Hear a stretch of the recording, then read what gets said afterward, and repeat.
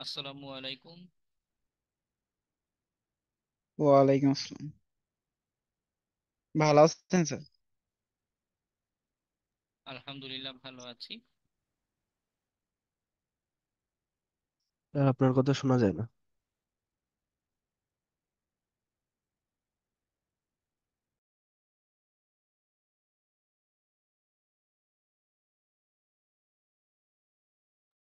রাতে দেখলাম যে নেটওয়ার্ক বেশ প্রবলেম করে।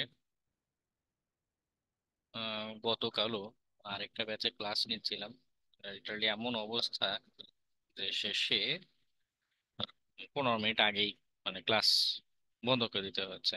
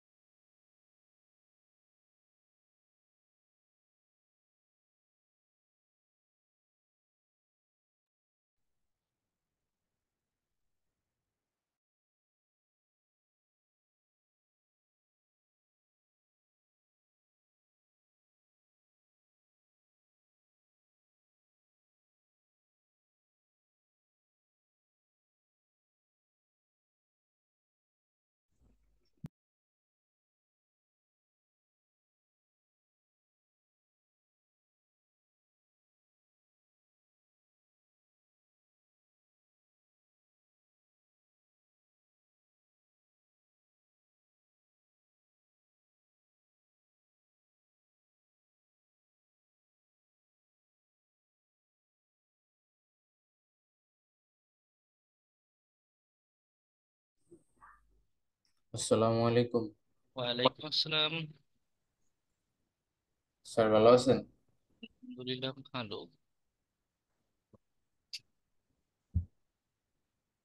অ্যাসাইনমেন্ট মাত্র 3টা টার্নিং।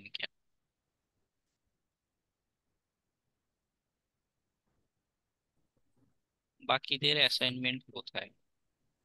স্যার আমি অ্যাসাইনমেন্ট করতে পারি না, আমার একটু কম্পিউটারের প্রবলেম হতেছে। স্যার প্রপারলি সিস্টেম কাজ তুমি করতেছিল না, তার জন্য। বলে দিয়েছিলে submit email screenshot here. Sir হ্যাঁ, বলো।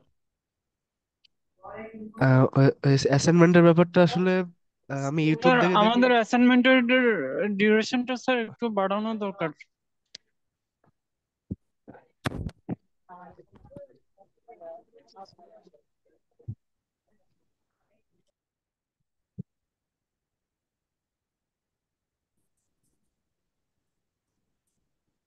হ্যাঁ, বলুন, আরো শুনি। স্যার হুম, বল। আমার অ্যাসাইনমেন্টে আর কি ইমেল ফিশিং নিয়ে ইউটিউবে দেখতে দেখতে আর কি সময় চলে গেছে। আমি পরে 7টা 40-এর পরে তারপরে মূলত দেখছি। আর তার আগে খুঁজেই পাইনি, মানে আর কি ইমেল ফিশিং তেমন ভিডিও বা প্র্যাকটিক্যালি আর কোনোটাই করতে পারিনি। তো আমি স্যার 8টা 10-এর দিকে সাবমিট করছিলাম মেবি।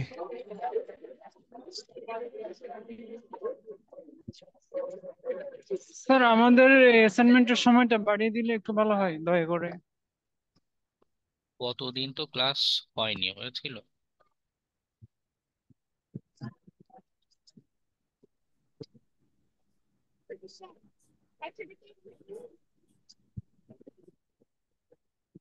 না স্যার, ওই দিন তো নেটওয়ার্কের সমস্যার কারণে হয় নাই।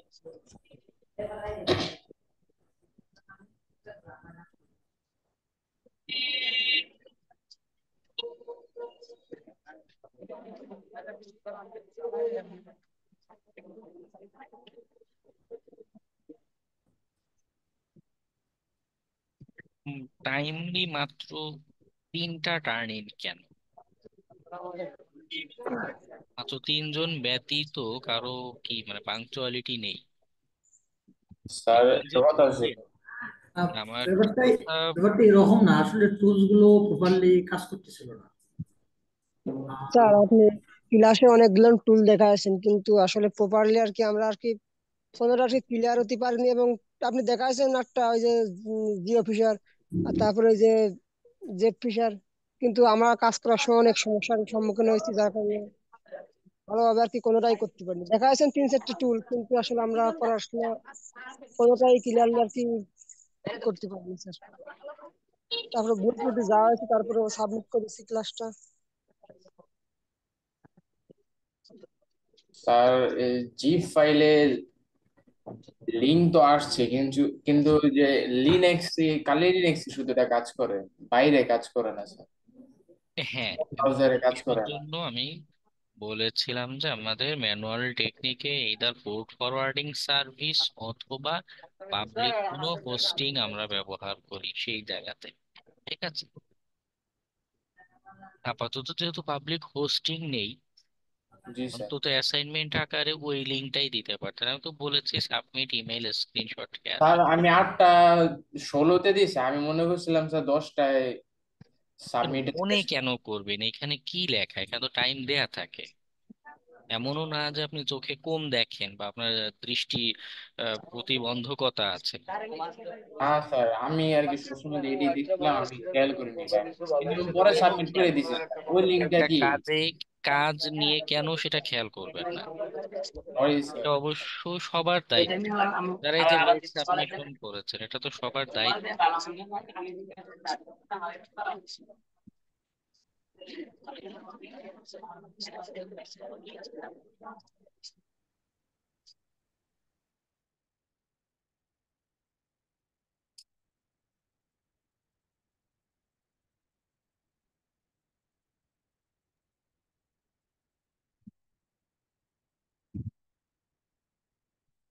স্যার স্যার হ্যাঁ, বল। আমি জেড ফিশার দিয়ে আর কি ফেসবুকটা হ্যাক করতে পারছি, আর অন্যগুলো কাজ করতেছিল না। ওই লিঙ্কটা আমি ইমেইলে দিছি, বাট ওটা লেট হয়ে গেছে। আচ্ছা, ইমেল গুলো ওপেন করে দেখি কি অবস্থা। জি স্যার, আমার হ্যাকের স্ক্রিনশটও আছে, আপনি চাইলে ওটা দেখাতে পারি। দাঁড়ান, আমার জিমেলটা লোড হোক, আমি দেখি কাদের কাদের ইমেল এসেছে।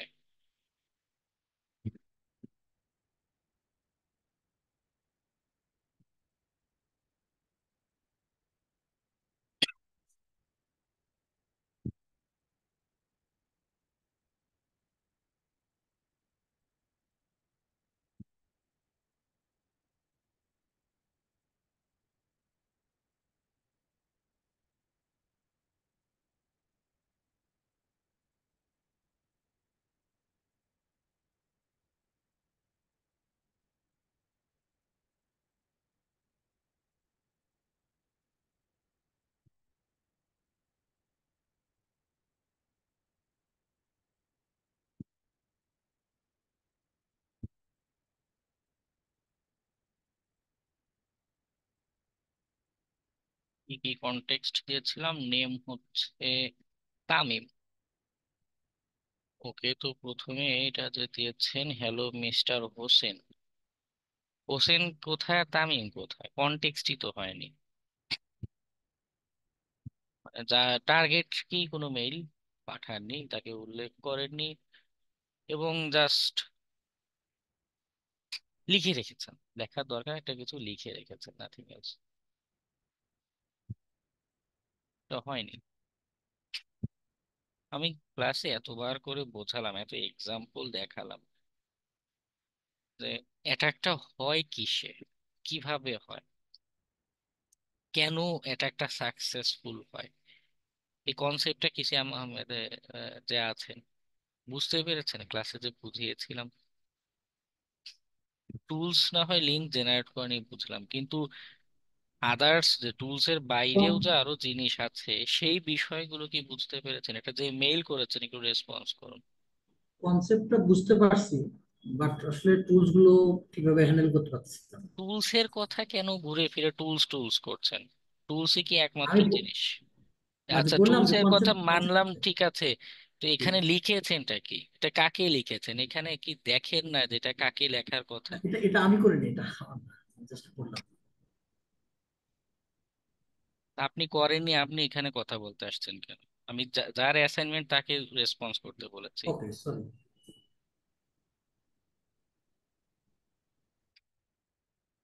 হয়নি শ্যাম আহমেদের, এটা কিছু হয়নি।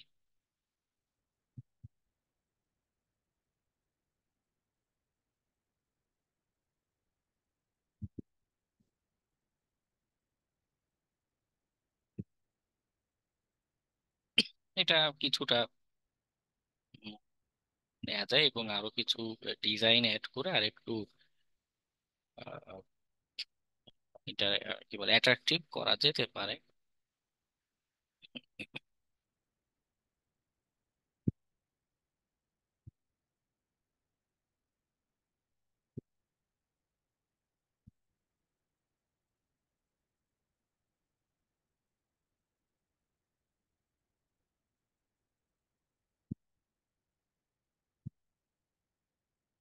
মোটামুটি একটা কনসেপ্ট যে আমাদের ইনভাইটেশন দিচ্ছি, এখানে এসে ফুড রিভিউ করো। ওকে, এটাও আহ, ভালো একটা কনসেপ্ট হতে পারে। ওকে, আরেকটু ডিজাইন অ্যাড করে আহ, এই কনটেক্সটে মেল করা যায়। ওকে।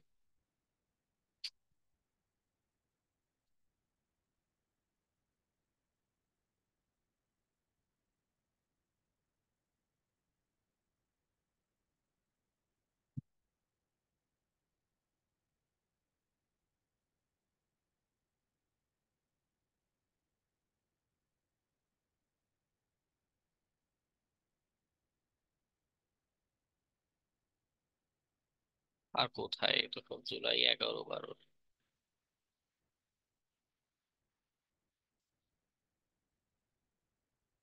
আর কারো মেইল আসেনি।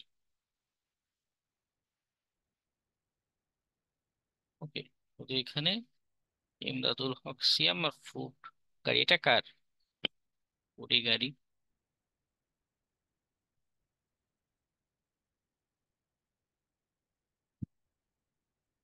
ফিশিং অ্যাটাকের ক্ষেত্রে আরেকটা বড় ব্যাপার হচ্ছে আপনার মেইলটা ভিকটিমের ইনবক্স পর্যন্ত পৌঁছানো। অনেকের মেইল সরাসরি স্প্যামে চলে এসেছে, আপনি অ্যাটাক করার আগেই বাদ। যেমন যে সীমান্ত মণ্ডল, এটা অ্যাটাক করার আগেই বাদ, কারণ আপনার মেসেজ বডিতেই এমন কিছু একটা কন্টেক্ট এমন ভাবে কিছু লিখেছেন। এটা গুগল কিভাবে ডিটেক্ট করে অ্যাকচুয়াল অ্যালগোরিদম আমরা জানি না, এটা তারা রিভিল করে না। কিছু নির্দিষ্ট শব্দ, পাসওয়ার্ড, অফার, ফ্রিতে টাকা পয়সা দেওয়া হচ্ছে, এই টাইপের জিনিসপত্র দেখলে গুগল সেগুলোকে স্প্যামে পাঠিয়ে দেয়। এজন্য এমন ভাবে কথার উপস্থাপন করতে হয় যেন গুগলের কাছেও এটা মনে হয় যে এটা একটা লেজিট, এটা কোনো ফিশিং ক্যাম্পেইন চলছে না। এবং এই যে এখানে সরাসরি একটা ফিশিং লিংক দিয়েছেন, এগুলো এটা আরেকটা ফ্যাক্টর। সরাসরি এরকম ফিশিং লিংক বা এগুলো অ্যাড করলে গুগল সেটাকে স্প্যামে পাঠিয়ে দেয়। ওকে, তো এটা করার ও, আগেই তো আপনি বাদ। এটা এটা তো আগে বুঝতে পারিনি স্যার। আচ্ছা, নো নো প্রবলেম।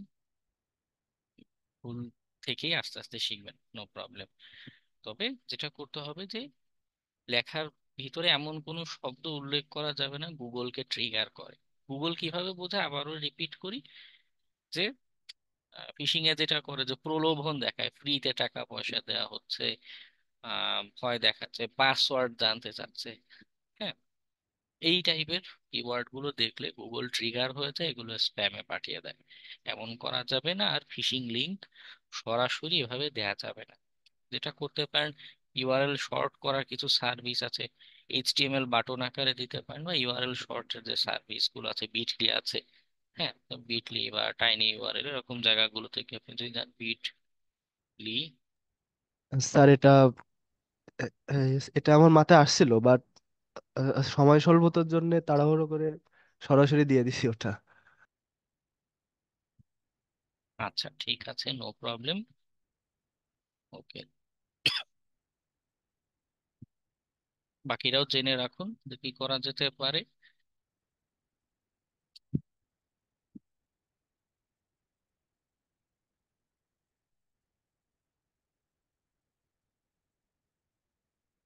আচ্ছা, অ্যাকাউন্ট আছে, ইউআরএল শর্ট করে দেয়। ইউআরএল বাটন করতে না পারেন, ইউআরএল শর্টিং সার্ভিসটাও মোটামুটি ভালো। অনেক সময় মানুষ আহ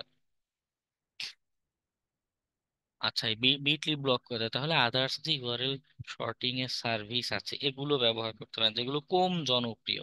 মানুষ এই ইউআরএল শর্টিং এর সাইট খুব বেশি জানে না।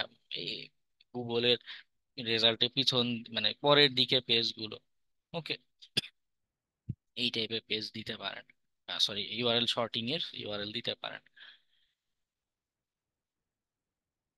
ওকে স্যার, নেক্সট টাইম ঠিক থেকে আছে, মাথায় থাকবে। ওকে ওকে, problem.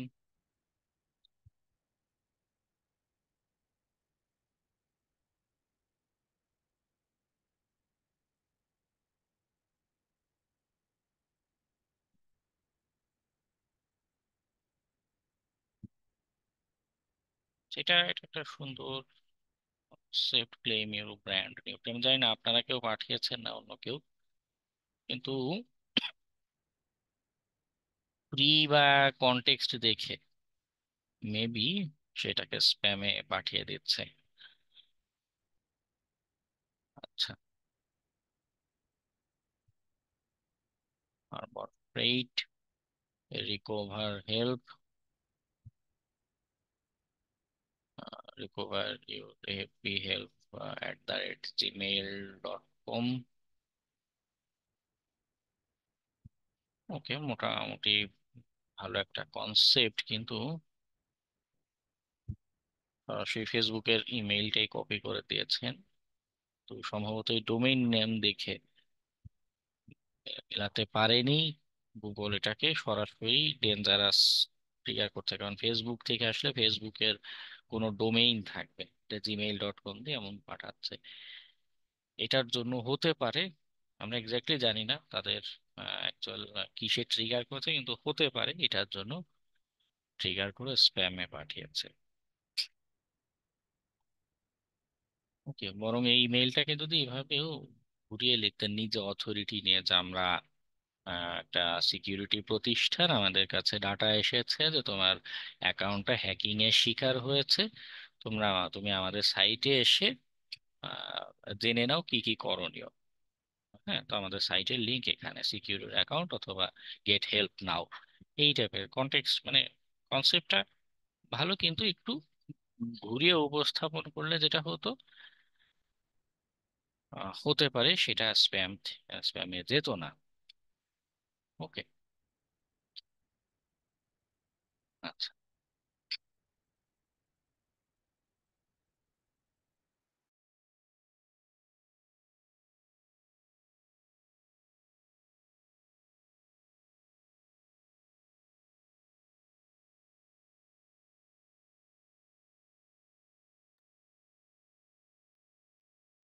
Man of piece, Ghana city, এটা কমন টেকনিক। হ্যাঁ, ম্যানেজার, আমি বিজনেস করতে চাই, অ্যাকাউন্ট অ্যাকাউন্ট এই টাইপের দেখে।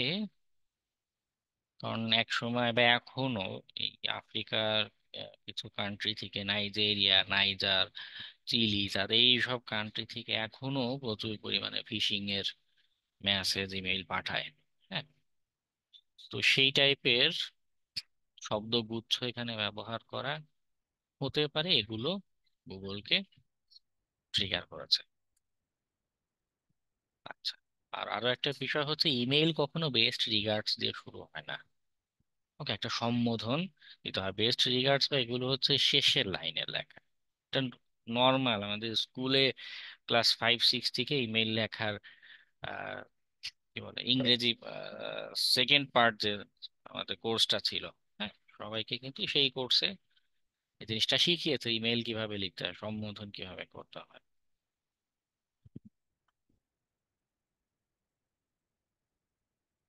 Winner of 700 million donate, common pattern. এগুলো এর জন্য গুগল এটাকে স্প্যামে পাঠিয়ে দিয়েছে, মানুষ ফ্রিতে কেউ টাকা দেয় না।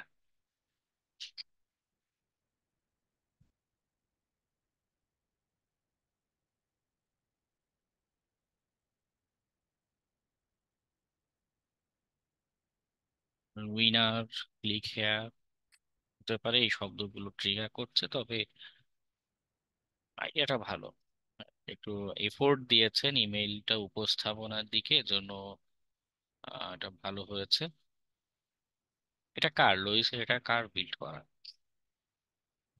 5 ক্লাসে।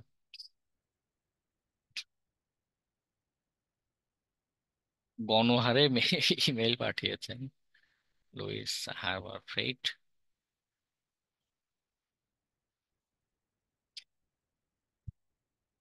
ক্লাসে যে এক্সাম্পল দেখিয়েছিলাম সেটাই সরাসরি অ্যাপ্লাই করেছেন ওকে, তারপরও এটাকে স্প্যামে দিয়ে দিয়েছে।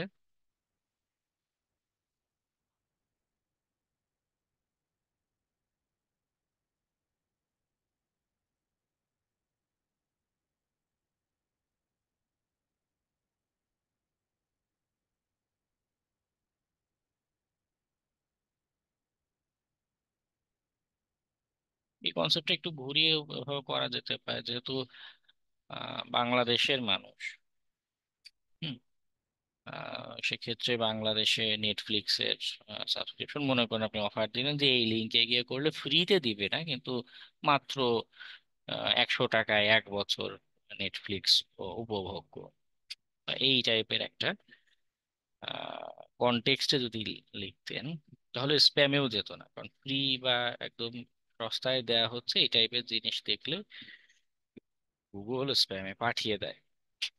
ওকে, সামান্য কিছু টাকা নেওয়া হবে, কিন্তু লিঙ্ক যেটা থাকবে সেটা ম্যালিশিয়াস অথবা সেকেন্ডারি ফেজে ম্যালিশিয়াস অ্যাক্টিভিটি হবে।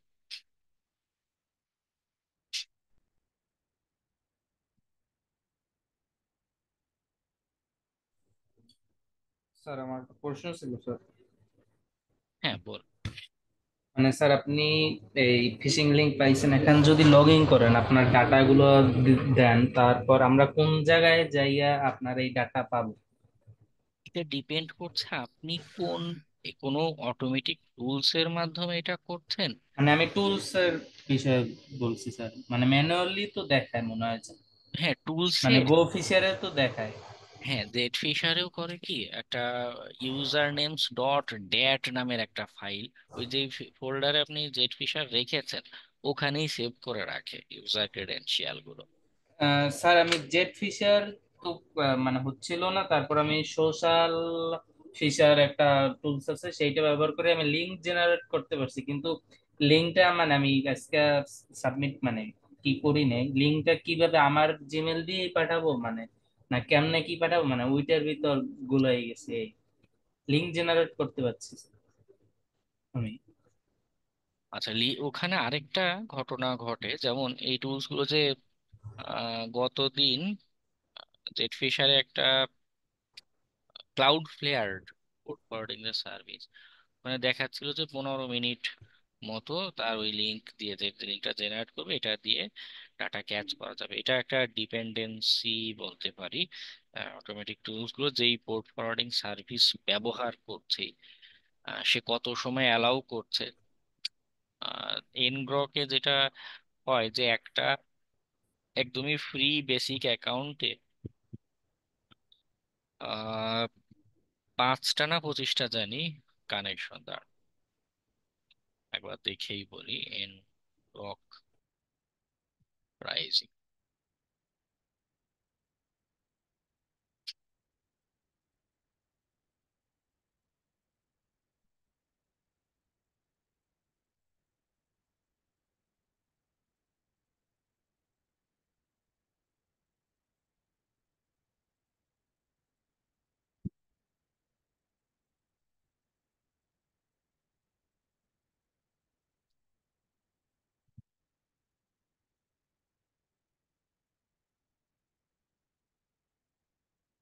আমি আরেক জায়গায় দেখেছিলাম, যাই হোক।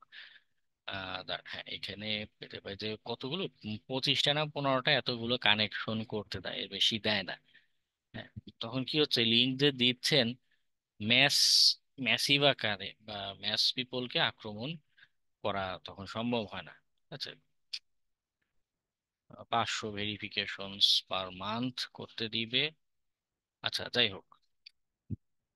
তো আপনার টুলস কত সময় রান হচ্ছে, যে পোর্ট ফরওয়ার্ডিং সার্ভিস ব্যবহার করছেন সে কত সময় রান হচ্ছে, বা তাদের এরকম কানেকশনের কোনো লিমিটেশন আছে কিনা ফ্রি অ্যাকাউন্টগুলোতে, তো এগুলো কতগুলো ফ্যাক্টর, এর উপর ডিপেন্ড করে আপনি কতগুলো ক্রেডেনশিয়াল, কতগুলো মানুষের ক্রেডেনশিয়াল পাচ্ছেন, এটা তারতম্য হবে। ওকে, দেখা যায় যে 15 মিনিটে আবার বিষয় আছে, আপনি যে ইমেইল করেছেন। হ্যাঁ, এই জন্য আসলে ম্যানুয়াল অ্যাপ্রোচটা অনেক দিক দিয়ে ভালো হয়, যে একদম পিওর নিজে একটা ক্যাম্পেইন রান করা। কারণ এই লিঙ্কটা দেখা গেল আপনি এখন পাঠিয়েছেন, আপনি টুলস হয়তো রান করে রাখেন, কত 6 ঘন্টা 8 ঘন্টা আপনি আপনার মেশিন রান করে রাখলেন, টুলসকে ক্যাচ করার জন্য অ্যাক্টিভেট রাখলেন। হ্যাঁ, এইটা টুলসটাকে ভিপিএস একটা নিয়ে সেইখানে রান করে রাখুন, সেখানে 24 ঘন্টা সে লিসেন করার মোডে বসে থাকবে, নো প্রবলেম। কারণ এই যে আমি কখন লিঙ্কটাতে ক্লিক করব তার কিন্তু নিশ্চয়তা নেই, তাই না? তো আপনার ভিকটিমও কখন আদৌ সেখানে ক্লিক করছে কিনা, করলেও কখন ক্রেডেনশিয়াল দিবে, উই ডোন্ট নো।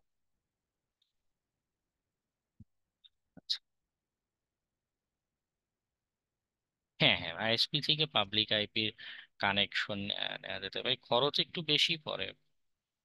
হ্যাঁ, এটাও আইএসপি বেদে ভিন্ন আছে, আপনি বলে দেখতে পারেন যে আমার জন্য একটা স্ট্যাটিক পাবলিক আইপি অ্যাড্রেস লাগবে, এটা আমাকে অ্যাসাইন করে দিতে হবে। স্যার আমাদের মানে আমাদের জানি না আমার একটু স্যার ওই গোফিসার মানে সেটিংটা মানে এ, কিভাবে কি কাজ করতে হয় এর এখনো একটু মানে ল্যাকিং আছে। বুঝিনি কোন টুলস। মানে স্যার ওই ম্যানুয়ালি যেটা কাজ কাজ করে মানে লিঙ্ক যেটা করে গোফিসার না, আপনি যে না, এদিন ম্যানুয়ালি আমাদের করতে হয় যেটা, গো ফিশারও অটোমেটিক।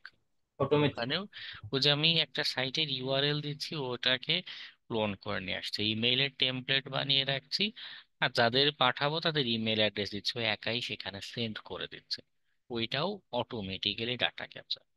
ম্যানুয়াল অ্যাপ্রোচে যেটা করতে পারি, এইদার এই গো ফিশার টুলসটা মানে অটোমেটিক টুলসটাকেই কোন একটা ভিপিএস বা কোথাও একটা লিনাক্স সার্ভার নিয়ে, মেশিন নিয়ে সেখানে রান করে রাখতে পারি সেখানকার পাবলিক আইপি অ্যাড্রেসে। অথবা গো ফিশারও নাই, আমার কাছে আদার্স কোনো হ্যাকিং টুলস নাই, আমি নিজে একটা সাইটের এইচটিএমএল কপি করে নিয়ে এসে এবং আমরা তো জানি যে ফর্ম হ্যান্ডলিং কিভাবে করে, অন্তত পিএইচপি দিয়ে ওই বেসিক, মানে আমাদের মূল উদ্দেশ্য কি ক্রেডেনশিয়ালটা ক্যাপচার করা, তাই তো। যদি আরো ম্যালিশিয়াস কিছু অ্যাক্টিভিটি করতে চান, যে সাইটে ঢোকার সাথে সাথে এরকম কোন একটা ফাংশন রান হবে, সেক্ষেত্রে আরো কিছু আপনার কোড যুক্ত করতে হবে। কিন্তু তা যদি না চান, অন্তত বেসিক হিসেবে কি হবে, আপনি অনলাইন থেকেও মনে করুন দারাজে অবশ্যই একটু ডিফিকাল্ট হবে, ওদের ওয়েবের ডিজাইনটা এখন ভিন্ন, আগের মতো নেই। ইশিখনের যদি জানি, ইশিখনের লগ ইন পেজের এইচটিএমএল কোড কিন্তু আপনার সামনেই শো করবে, জাস্ট এই লগ ইন পেজের এইচটিএমএল কোড, তার সাথে নিজে একটু পিএইচপি অ্যাড করে দিচ্ছেন, দিয়ে এইটা ক্লাউডে বা কোনো একটা হোস্টিং সার্ভারে হোস্ট করবেন। আমরা পিএইচপি দিয়ে ফর্ম হ্যান্ডলিং দেখেছি না, তখন কি হবে, এই ফর্মে যদি কেউ যেই ভ্যালুই দিবে সেটা সরাসরি আমাদের প্রোগ্রামিং এ ক্যাচ করে ফেলবে। ওকে, ওটা ওটা হচ্ছে ম্যানুয়াল অ্যাপ্রোচটা, যে আমি জিনিসগুলো স্ক্র্যাচ থেকে বা কিছুটা স্ক্র্যাচ থেকে আর কিছুটা অটোমেটিক টুলসের সাহায্য নিয়ে করতে পারি।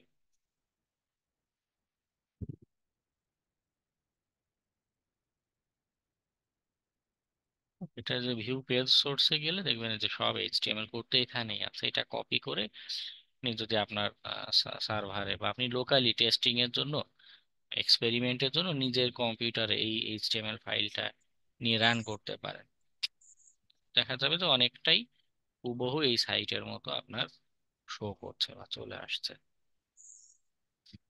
স্যার এই কোডের ভিতরে যদি এই সোর্স কোডের ভিতরে যদি আমি কোনো কোড পরিবর্তন করে দিই সেটা কি এক্সিকিউট হবে? আপনি যদি এটা মডিফাই করে নিজে কোথাও পোস্ট করেন, যেমন নিজের সাইট, নিজের একটা সার্ভার, হ্যাঁ এখানে যে ফর্ম আছে, কোথায় ডিজাইনের জিনিস অনেক যাই হোক, তো মনে করুন এখানে ফর্মের কোনো ভ্যালু, ফর্মের অ্যাকশনের জায়গায় আপনি আপনার প্রোগ্রামিং ফাইলের নাম বলে দিলেন, তখন এটা এক্সিকিউট হবে। এই ফর্ম লিখে কেউ বাটনে ক্লিক করলে আপনি এখানে অ্যাকশন ইকুয়ালস টু যেই পিএইচপি প্রোগ্রাম লিখেছেন সেইখানে ডাটাটা যাবে, দেখতে সাইট ইশিখনের মতোই। কারণ কারণ কি আমরা এখানে জাস্ট ইশিখনের এইচটিএমএলটা নিয়ে এসেছি, তাদের ডিজাইন অংশটা নিয়ে এসেছি। ওকে, আর ফর্মের ক্ষেত্রে ডাটা ক্যাচ করার জন্য প্রোগ্রামিং যুক্ত করে দিয়েছি। ওকে, বা একটু ঘাটাঘাটি করলে আরো কোনো ক্রিয়েটিভ কোনো সলিউশন আপনাদের মাথায় আসতেও পারে, এর চেয়েও আরো কোনো এফিশিয়েন্ট সলিউশন হয়তো খুঁজে পেতে পারেন। স্যার এই সোর্স কোড পরিবর্তন করে দেওয়া সম্ভব না? হ্যাঁ, আমি যদি এই জায়গায় কিছু করে ম্যালিশিয়াস কিছু কোড লিখে দিই তাহলে কি সম্ভব?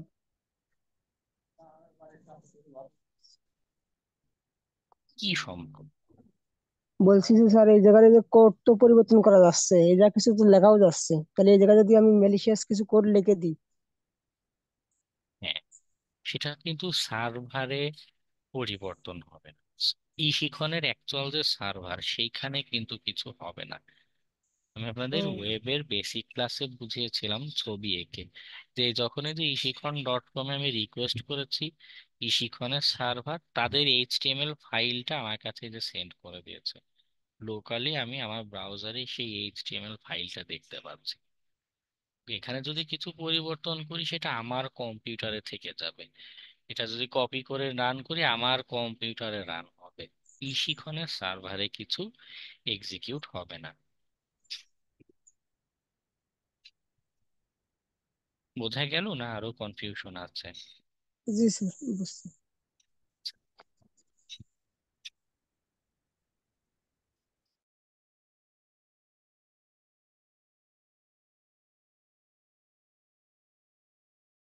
স্যার, হ্যাঁ বল। এই যে ফিশিং, মানে আমরা যদি ইউটিউব থেকে শিখতে যাই, তাহলে সেখানে যে যে ভিডিও বা টুলগুলোর কথা বলা আছে সেগুলো একটাও আমাদের লিনাক্সে পুরোপুরি ভাবে কাজ করতেছে না। সেক্ষেত্রে আমরা শিখবো কি করে তাহলে?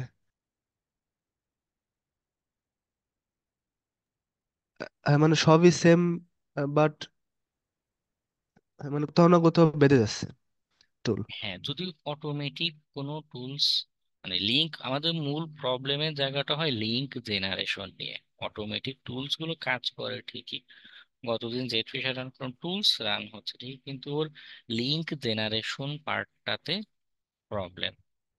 ওকে, এজন্য আমি তো দুইটা অ্যাপ্রোচ বলছি, যে এইদার আমরা নিজেরা কোথাও আমাদের এই টেমপ্লেট গুলো, যে এইচটিএমএল পেজটা আমি কাউকে শো করতে চাচ্ছি, তাকে ভিকটিম বা বোকা বানাতে চাচ্ছি, ওকে, তার জন্য আমি মনে করুন ইশিখন.নেট একটা ডোমেইন নিলাম, সেখানে হোস্ট করতে হবে। মানে যদি আমরা দেখি যে একান্তই আমি অটোমেটিক টুলস দিয়ে লিঙ্ক জেনারেট করতে পারছি না, যা যা টুলস খুঁজে পাচ্ছি কোনোটাই কাজ করছে না, ঠিক আছে, সেক্ষেত্রে আমাদের ম্যানুয়াল অ্যাপ্রোচে যাওয়াই লাগবে।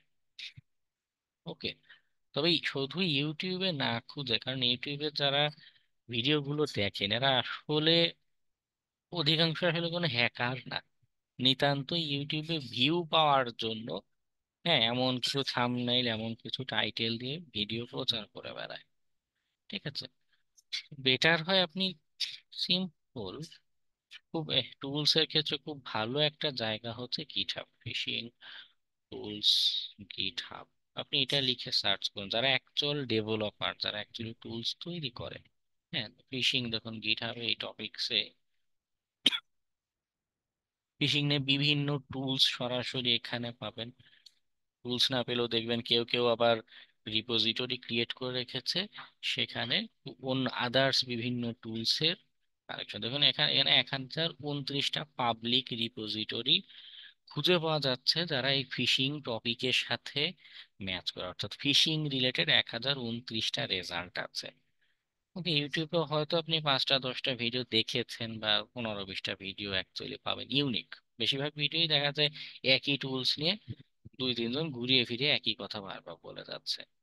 এখানে 1029টা ভিন্ন ভিন্ন পাবলিক রিপোজিটরি আছে, আর অধিকাংশ বা অনেকগুলোই অ্যাকচুয়ালি টুলস, সরাসরি টুলস এর রিপোজিটরি। এগুলো একটু দেখুন, এগুলো একটু ট্রাই করুন। জি স্যার, আমি এখান থেকে সোশ্যাল ফিশিং টুলসটা পাইছি। হ্যাঁ, ওকে। সোশ্যাল ফিশ একটা আছে, নেক্সট ফিশার একটা আছে, হ্যাঁ, ব্ল্যাক হ্যাট রাস্ট একটা আছে এখানে।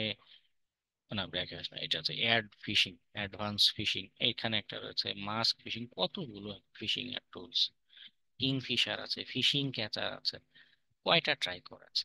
স্যার এই মার্কস ফিশিং মনে হয় স্যার ইউআরএল পরিবর্তন করে। হ্যাঁ, জি স্যার, আমি এটা নিয়ে একটু- ওকে।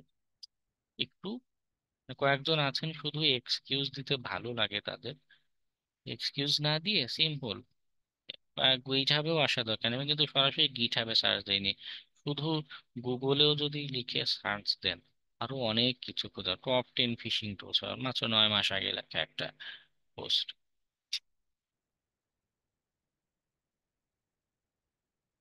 আছে না। এখানে টুলস এর কত নাম বলেছে, বলেনি?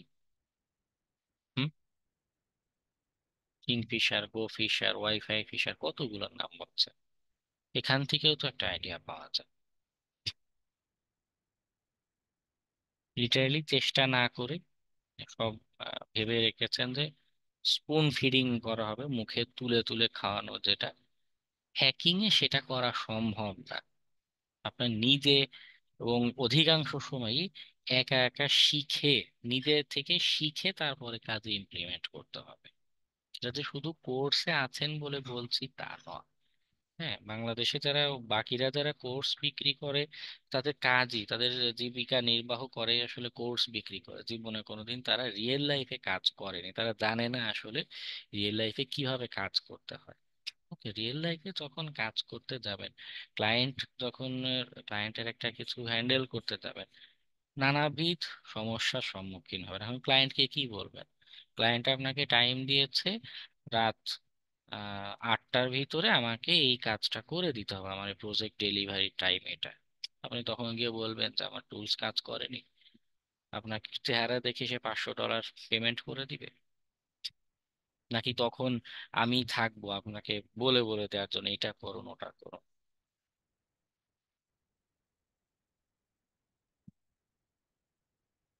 হ্যাকিং এ প্রচুর বিষয় নিয়ে জানতে হয় এবং নিজে নিজে উদ্যোগ নিয়ে। হ্যাঁ, এখন আপনারা স্কুলের বাচ্চা না, কিছু কিছু শিক্ষার্থী এমনও আছে স্কুলের বাচ্চাদের মতো করে যে একদম ঠেলাগুতা না দিলে তারা রীতিমতো কোনো পড়াশোনা বা কিছুই করতে চায় না। গ্রুপে জাস্ট একটা মেসেজ দিবে যে কোনো পৃথিবীর কোনো টুলস কাজ করছে না, এরকম একটা মেসেজ দিয়ে রেখে দিবে যে হোক একটা কিছু হবে। তো সেভাবে বাস্তব জীবনে কাজ করা যায় না, এবং বিশেষত হ্যাকিং ফিল্ডে কিছু করা যায় না। ঠিক আছে, আচ্ছা। স্যার, আমার একটা কথা ছিল। হ্যাঁ, বলে ফেলো। লিঙ্ক তো তৈরি করতে পারছি, কিন্তু ওই যে ওটা বললাম ক্রোম ব্রাউজারে ইউজ করতে পারি না। এটা আর কি পরে কিভাবে ইউজ করব যদি রিয়েল লাইফে করতে চাই? বুঝতে পারিনি, কেটে গেল, আবার একটু বলবেন? না, বললাম যে লিঙ্কটা তো তৈরি করছি, লিঙ্কটা শুধু কালি লিনেক্সে কাজ করে লিঙ্কে ক্লিক করলে, কিন্তু ক্রোম ব্রাউজারে ইউজ করলে ওইটা কাজ করে না। হ্যাঁ, এটা রিয়েল লাইফে কিভাবে যখন, পরে কি করব? আচ্ছা ঠিক আছে, এই বিষয়টা যদিও ক্লাসে, গত ক্লাসেও বলেছি, আজকেও এই কনসেপ্ট নিয়ে বলেছি, আমি আবারও বুঝিয়ে বলি। যখন কালি লিনাক্সে তৈরি করেছেন, খেয়াল করে দেখুন টুলসটা ওখানে একটা প্রাইভেট আইপি অ্যাড্রেস জেনারেট করেছে, তাই না? জি স্যার। তো প্রাইভেট আইপি অ্যাড্রেস কিন্তু আমরা বাইরের ইন্টারনেট থেকে অ্যাক্সেস করতে পারি না। আপনার কম্পিউটারে যেটা প্রাইভেট আইপি অ্যাড্রেস তৈরি হচ্ছে কালি লিনাক্সের টুলস থেকে, এটাই যে আমি এখানে আছি, এখান থেকে বসে সেটা অ্যাক্সেস করতে পারবো না। তাই তো, এটাই তো আমাদের প্রাথমিক কনসেপ্ট, তাই না? হ্যাঁ স্যার। আচ্ছা, তো ওই প্রাইভেট আইপি অ্যাড্রেস পর্যন্ত পৌঁছাতে গেলে আপনার পাবলিক আইপি অ্যাড্রেসটা আমার জানা দরকার। এখন আপনার কাছে হয়তো পাবলিক আইপি অ্যাড্রেস একটা আছে, আমাদের বাসায় ইন্টারনেট যে নিয়েছেন তার থেকে আছে, কিন্তু সে সেই একটা আইপি অ্যাড্রেস আপনার জন্য ফিক্সড না। হ্যাঁ, ওই একটা পাবলিক আইপি অ্যাড্রেস দিয়ে দেখা যাচ্ছে আপনার পুরো বিল্ডিং এর আরো যারা মানুষ আছে সবাই, বা পুরো এলাকার, গ্রামাঞ্চলে যেটা হয় অল্প মানুষ ইন্টারনেট নেই, দেখা যাচ্ছে পুরো এলাকার মানুষ একটা পাবলিক আইপি দিয়ে কমিউনিকেশন করছে। ওকে, তাহলে কি হচ্ছে, ওখানে কনফ্লিক্ট হবে, আপনাকে আপনার সার্ভিসটা খুঁজে বের করা কষ্ট। তো এখানে দুইটা সমাধান, পাবলিক আইপি অ্যাড্রেসের যেহেতু ইস্যু, এটার জন্যই তো কালি লিনাক্সের যে লিঙ্কটা তৈরি হচ্ছে সেটা অ্যাক্সেস করা যাচ্ছে না। তো প্রথম সমাধান হচ্ছে আপনি করতে পারেন আপনার যারা আইএসপি আছে তাদের থেকে, তাদেরকে বলে যে আমার জন্য একটা স্ট্যাটিক, শুধু আমার জন্যই নির্ধারিত একটা পাবলিক আইপি অ্যাড্রেস, এবং এটার জন্য ওরা এক্সট্রা চার্জ করে, মাসে 2500 2000, মানে এরকম প্যাকেজ আছে। হ্যাঁ, নেটের যেরকম প্যাকেজ হয় আইপিরও এরকম আইপি সহ প্যাকেজ আলাদা থাকে। তো এরকম প্যাকেজ নিতে হবে, অথবা যেহেতু আপনি সাময়িক একটা ক্যাম্পেইন রান করছেন, বা যদি আপনার মনে হয় যে না আমি আইএসপি থেকে পাবলিক আইপি নিব না, আমার এই সরি এই যে টুলসটা আছে কালি লিনাক্সটাই যদি আমি ধরে ক্লাউডে, হ্যাঁ, বা অন্যদের কোনো একটা সার্ভারে হোস্ট করি, ক্লাউডের কোনো একটা সার্ভারে, তো কি হচ্ছে, ক্লাউডের যে কম্পিউটারটা আমি ভাড়া নিচ্ছি, ওকে, ক্লাউডের যে কম্পিউটার, ক্লাউড কম্পিউটার,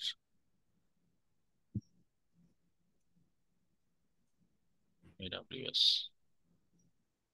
অ্যামাজন একটা বড় প্রোভাইডার, আমি এটা দিয়ে বোঝাই, ক্লাউডে বা ভিপিএস প্রোভাইডার আরো যারা আছে, হ্যাঁ, কি হচ্ছে, তারা আপনাকে তাদের সার্ভারে, অ্যামাজনের যে সার্ভার সেইখানে এক কম্পিউটার আপনাকে ভাড়া দিবে, এবং যেই কম্পিউটারটা ভাড়া দিচ্ছে সেইখানে তারা পাবলিক আইপি অ্যাড্রেস দেয়। আপনি যদি কারো থেকে ভিপিএস কিনেন, যেমন হোস্টিংগার থেকে যদি ভিপিএস কিনেন, তারা আপনাকে ওই ওই ভিপিএস যেটা আপনি কিনেছেন, $5 দিয়ে কিনেছেন, ওইটার জন্য একটা পাবলিক আইপি অ্যাড্রেস অ্যাসাইন করে দিবে। Okay?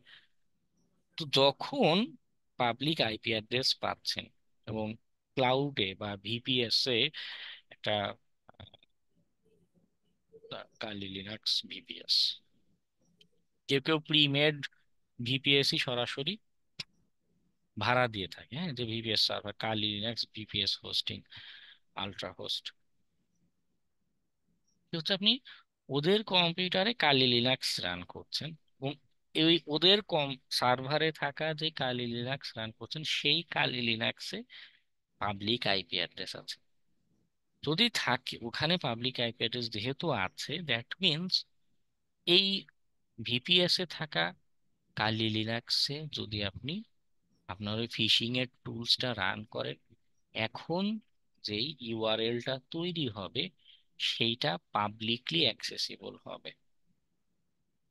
ওকে, জি স্যার, বুঝছি। এটা আমি কালকে থেকে অনেক চিন্তা করছি স্যার, মাথায় ঢুকতেছিল না। ধন্যবাদ স্যার। আচ্ছা, যদি আপনাদের স্টুডেন্ট অ্যাকাউন্ট থাকে, ইউনিভার্সিটির এডু মেইল যদি থাকে, হ্যাঁ, ফ্রি অ্যাজুর বা গুগলেও দেয়, হ্যাঁ, অ্যাজুর হচ্ছে মাইক্রোসফটের free Azure account for student, সেখানে যেতে পারেন।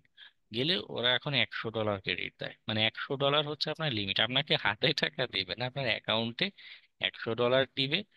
এইটা আপনি ওদের ক্লাউডে ওদের ভিপিএস ব্যবহার করে খরচ করতে পারবেন। এই যে কম্পিউটার গুলো রান করা হয় এটার উপরে কস্ট আছে। ওকে, তো এখানে গিয়ে এক্সপেরিমেন্ট করে দেখতে পারেন, বা এই রিলেটেড ইউটিউবে কিছু ভিডিও দেখতে পারেন যে ভিপিএস জিনিসটা কিভাবে কনফিগার করা যায়, ফ্রিতে পাওয়া যায়, কিভাবে কাজ করে। এই ওকে। 100 ডলার কি আমাকে ফ্রিতে দিবে নাকি হ্যাঁ এই শুধু, মানে কাজ করার জন্য? হ্যাঁ হ্যাঁ, শুধু স্টুডেন্ট অ্যাকাউন্ট যদি থাকে, .edu.mail এরকম থাকতে হবে। আপনার ইউনিভার্সিটি বা এগুলোতে দেয় না অ্যাকাউন্ট, ড্যাফোডিলে ও যেটা করে যে tiu.edu.bd এরকম ডোমেইন থাকে। এমনিতে আমরা যারা ইমেইল ব্যবহার করি, আপনার কি দেয়া থাকে @gmail.com, ঠিক আছে। হ্যাঁ, স্টুডেন্ট মেইলে @gmail না, স্টুডেন্ট মেইলে @edu.something এইরকম ইমেইল যদি হয়, হ্যাঁ, সেই ক্ষেত্রে ওরা এই ফ্রি ক্রেডিটটা দেবে। আরো কিছু সাইট আছে তারা এরকম ফ্রি ক্রেডিট দিয়ে থাকে। ওকে। বা ইউটিউবে একটু সার্চ করুন যে ভিপিএস, আগে বোঝার চেষ্টা করুন ভিপিএস বা এগুলো কাজ করে কিভাবে, কিভাবে কনফিগার করা যায়, কিভাবে একটা সেট আপ করা যায় ভিপিএস। এরপরে দেখুন যে ফ্রিতে কেউ দেয় কিনা, বা স্টুডেন্টদের জন্য কোনো ট্রায়াল বা অ্যাটলিস্ট 1-2 দিনের ট্রায়ালও দেয় কিনা। মাল্টিপল লুক আছে, একটু এক্সপ্লোর করতে হবে, একটু ঘাটাঘাটি করতে হবে। কেমন? জি স্যার, Okay, বিষয়টা এখন বুঝতে পারছি, এতদিন ক্লিয়ার ছিল না ঠিক পুরোপুরি। আছে।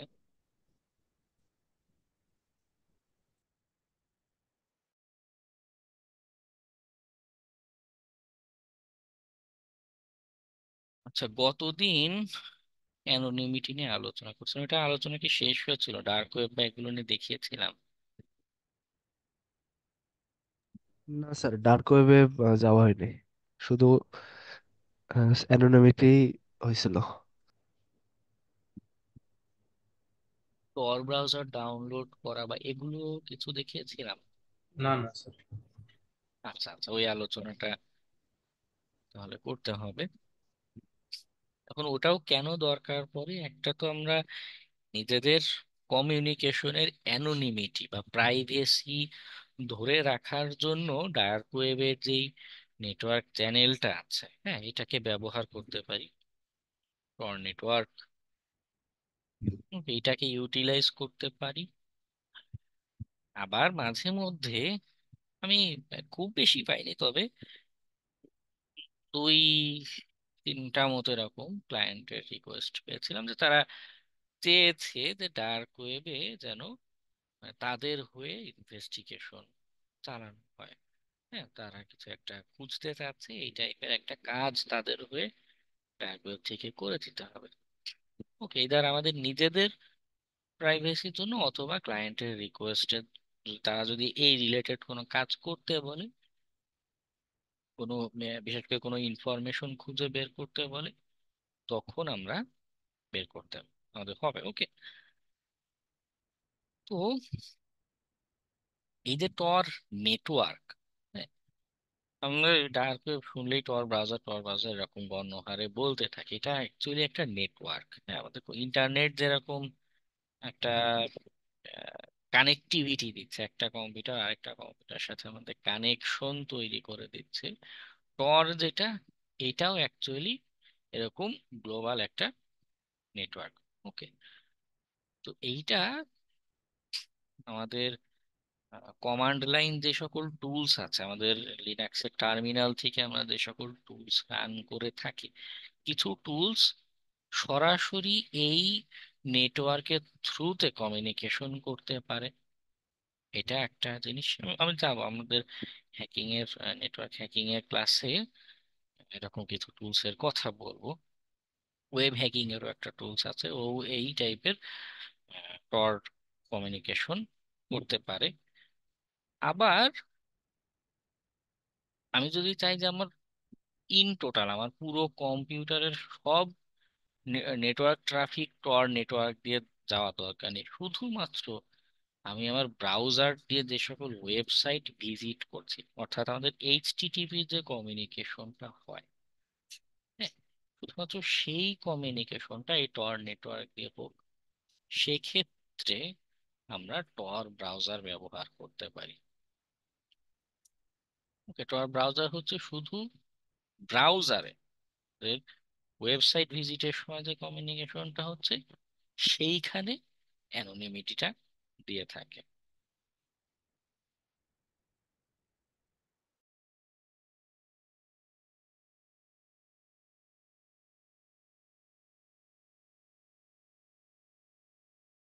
tor ব্রাউজারটা একসময় প্লে স্টোরে অ্যাভেলেবল ছিল না, এখন কিন্তু প্লে স্টোরের জন্য অ্যাভেলেবল আছে। যদি মনে হয় যে আপনি আপনার অ্যান্ড্রয়েড দিয়ে এক্সপ্লোর করতে চান, সেটাও কিন্তু এখন করা সম্ভব, মানে এখন অনেক সহজ করেছে। শুরুর দিকে ওরা যখন প্লে স্টোরে অ্যাপস আনে, তখন সরাসরি ব্রাউজার ছিল না, হ্যাঁ, অরবট নামের অ্যাপস ছিল। ওটা দিয়ে কি হতো, এই নেটওয়ার্কের সাথে আপনার অ্যান্ড্রয়েড ডিভাইসটাকে কানেক্ট করে দিত। এরপর নিজের কোনো ব্রাউজার দিয়ে, ক্রোম ব্রাউজার বা মোবাইলে যে ব্রাউজার গুলো আমাদের থাকে, সেইটা দিয়ে কমিউনিকেশন করতে হতো। এখন টর ডেডিকেটেড ব্রাউজার এনেছে, হ্যাঁ। যদি যান, এই যে ও এখন টর ব্রাউজারই সরাসরি প্রোভাইড করে থাকে। টর কানেকশন হবে প্লাস ব্রাউজার, মানে ওরে দিয়েই আপনি ডার্ক ওয়েবে সার্চের কাজ করতে পারেন। ওকে, ডার্ক ওয়েব বা ডার্ক ওয়েব মানেই যে আসলে খারাপ জিনিস তা কিন্তু না। এটা আমাদের কনসেপ্টটাই কি, যে আমার গ্লোবালি বিশাল নেটওয়ার্ক আছে। গতদিন কি এটার মেকানিজম নিয়ে বুঝিয়েছিলাম? স্যার হালকা বোঝানো হয়েছিল। আচ্ছা আচ্ছা। এটা যেটা হয় যে গ্লোবালি আমার অনেকগুলো নোড আছে, বিভিন্ন প্রতিষ্ঠান, দাতব্য সংস্থা, তারা এগুলো গ্লোবালি বিভিন্ন নোড তৈরি করে রাখে। নোড জিনিসটা একটা কম্পিউটারই বিবেচনা করতে পারেন, যার ভিতর দিয়ে আমার ডাটা ট্রাফিকটা সেন্ড হচ্ছে, নেটওয়ার্কে প্যাকেটটা সেন্ড যাচ্ছে। যখন কমিউনিকেশন করি, মনে করুন একটা রিকোয়েস্ট জাস্ট পাঠাবো, হ্যাঁ, একটা সার্ভারে একটা রিকোয়েস্ট পাঠাবো, শুধু যাচ্ছে, এখনো সার্ভার থেকে রিপ্লাই আসেনি, ওই স্টেজে শুধু রিকোয়েস্টটা যাচ্ছে। তখনই পরের ডিরেক্টরি সার্ভার আছে, ও কি করে, মনে করুন 1 কোটি এরকম বা 1 লক্ষ এরকম নোড আছে, সেখান থেকে র্যান্ডমলি 3টা নোড সিলেক্ট করে দেয় যে এই 3টা কম্পিউটারের ভিতর দিয়ে কমিউনিকেশন।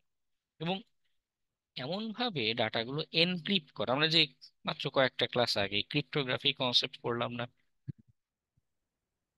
তো সেইখানে আমরা দেখেছিলাম যে এনক্রিপ্ট হলে কি হয়, ডাটাটা উদ্ধার করা যায় না, ভিতরে কি লেখা বোঝা যায় না। ডাটা এনক্রিপ্ট করে এবং আরো একটা কাজ করে, এমন ভাবে পাঠায়, হ্যাঁ, লেয়ার অনিয়ন, মানে পেঁয়াজের মতো একটা আর্কিটেকচার। পেঁয়াজের যেরকম লেয়ার বাই লেয়ার থাকে, খোলস, মানে কি বলে, একটা একটা লেয়ার কাটলে, আপনারা কখনো পেঁয়াজ কেটেছেন কিনা আই ডোন্ট নো, পেঁয়াজ কাটলে দেখতেন এটার কয়েকটা লেয়ার থাকে, উপরের পরত ছুলে ফেলে ভিতরের অংশটা উন্মুক্ত হয়। এখানে সেম একটা ঘটনা ঘটে। এই কম্পিউটারের কাছে যে এই ডাটাটা থাকে, প্রথম কম্পিউটার, হ্যাঁ, ওর ওর কাছে প্যাকেট আছে, ও জানে না থার্ড কোন কম্পিউটারে বা কোন সার্ভারে এই প্যাকেটটা ফরওয়ার্ড করতে হবে। ওই পেঁয়াজের মতো উপরে আবরণ দেয়া, সেকেন্ড কম্পিউটারের কাছে যখন যাবে তখন ওর কাছে আবরণ একটা উন্মুক্ত হচ্ছে। সে শুধু জানে এটা থার্ড কম্পিউটারে ফরওয়ার্ড করতে হবে। সেকেন্ড কম্পিউটার জানে না কোন কম্পিউটার থেকে রিকোয়েস্ট এসেছে বা কোন সার্ভারে যাবে। ওইটা ওরকম লেয়ার করা, হাইড করা। সেকেন্ড কম্পিউটার এবার থার্ড এর কাছে ফরওয়ার্ড করে, তো এভাবে ডাটা যায়। আবার যখন রিপ্লাই আসে, রিপ্লাই আসার সময় আবার এরকম 3টা ডিফারেন্ট নোড ঘুরে আমাদের রিপ্লাইটা আসে। তো বারবার এমন অ্যাড্রেস চেঞ্জ করার কারণে মানুষকে খুঁজে বের করা ডিফিকাল্ট হয়ে যায়। না না, পিসি না, নোড, আলাদা নোডই আছে। ওকে, বিভিন্ন প্রতিষ্ঠান এবং অনেক নোড আছে যেগুলো বিভিন্ন গোয়েন্দা সংস্থার তৈরি করা। তারাও চায় মানে এগুলো প্রতিহত করতে বা মনিটর করতে, তারা নোড ক্রিয়েট করে রাখে। তাদের নোডের ভিতর কমিউনিকেশন হলে তারা সেগুলো নিয়ে অ্যানালাইসিস করে। হয়তো পুরোপুরি সব ডাটা দেখতে পারে না, অথবা পারলেও পারতে পারে। সিআইএ, এনএসএ, তাদের সক্ষমতা নিয়ে আমরা পুরোপুরি নিশ্চিত ভাবে জানি না, কারণ অনেক কিছুই তারা কিন্তু প্রকাশ করে না। এবং তাদের কাছে পৃথিবীর টপ ইন্টেলিজেন্স গুলো তাদের কাছে, ইন্টেলিজেন্ট মানুষগুলো তাদের কাছে থাকে, তো অনেক কিছুই ঘটতে পারে, সম্ভাবনা থাকে। ওকে, এর জন্য দেখবেন যে প্রাইভেসির অ্যানোনিমিটি ক্লাসও বারবার বলছিলাম যে কাউকে আর বিশ্বাস করা যায় না বর্তমান জগতে। কোনো না কোনো ভাবে ম্যানিপুলেশন বা পিছনে কোনো গোয়েন্দা সংস্থার হাত থাকা সমূহ সম্ভাবনা থাকে। আচ্ছা, তো এই যে টর ব্রাউজার, একে উইন্ডোজ লিনাক্স যে কোনো জায়গায় ডাউনলোড করে রান করতে পারেন। ওকে, এটা একটা ব্রাউজার, জাস্ট ডাউনলোড করে রান করবেন, এমন করবে ফায়ারফক্সের মতোই হুবহু। আমি আরেকভাবে এটার প্র্যাকটিক্যালটা দেখাবো, সেটা হচ্ছে, আচ্ছা আরেকটা, কতদিন প্রাইভেসি,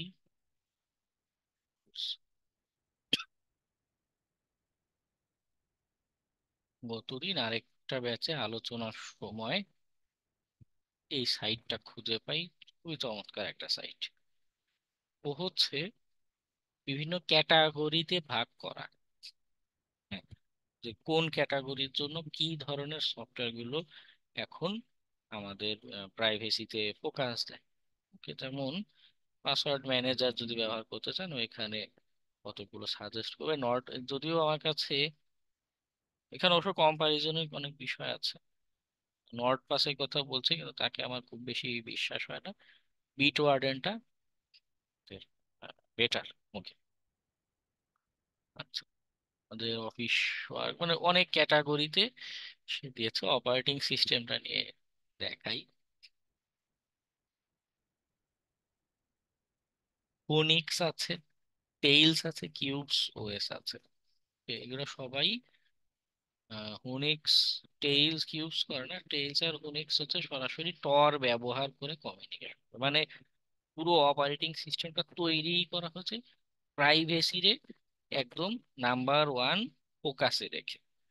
ওকে, তো সেই টেইলস এর এক্সাম্পল দিয়ে আমরা দেখবো। টেইলস এর ভিতরে বিল্ট ইন টর ব্রাউজার আছে। টেইলস নিজে একটা অপারেটিং সিস্টেম, কালি লিনাক্স এর মতো, সে নিজেও একটা অপারেটিং সিস্টেম এবং তার ভিতরে টর ব্রাউজার আছে।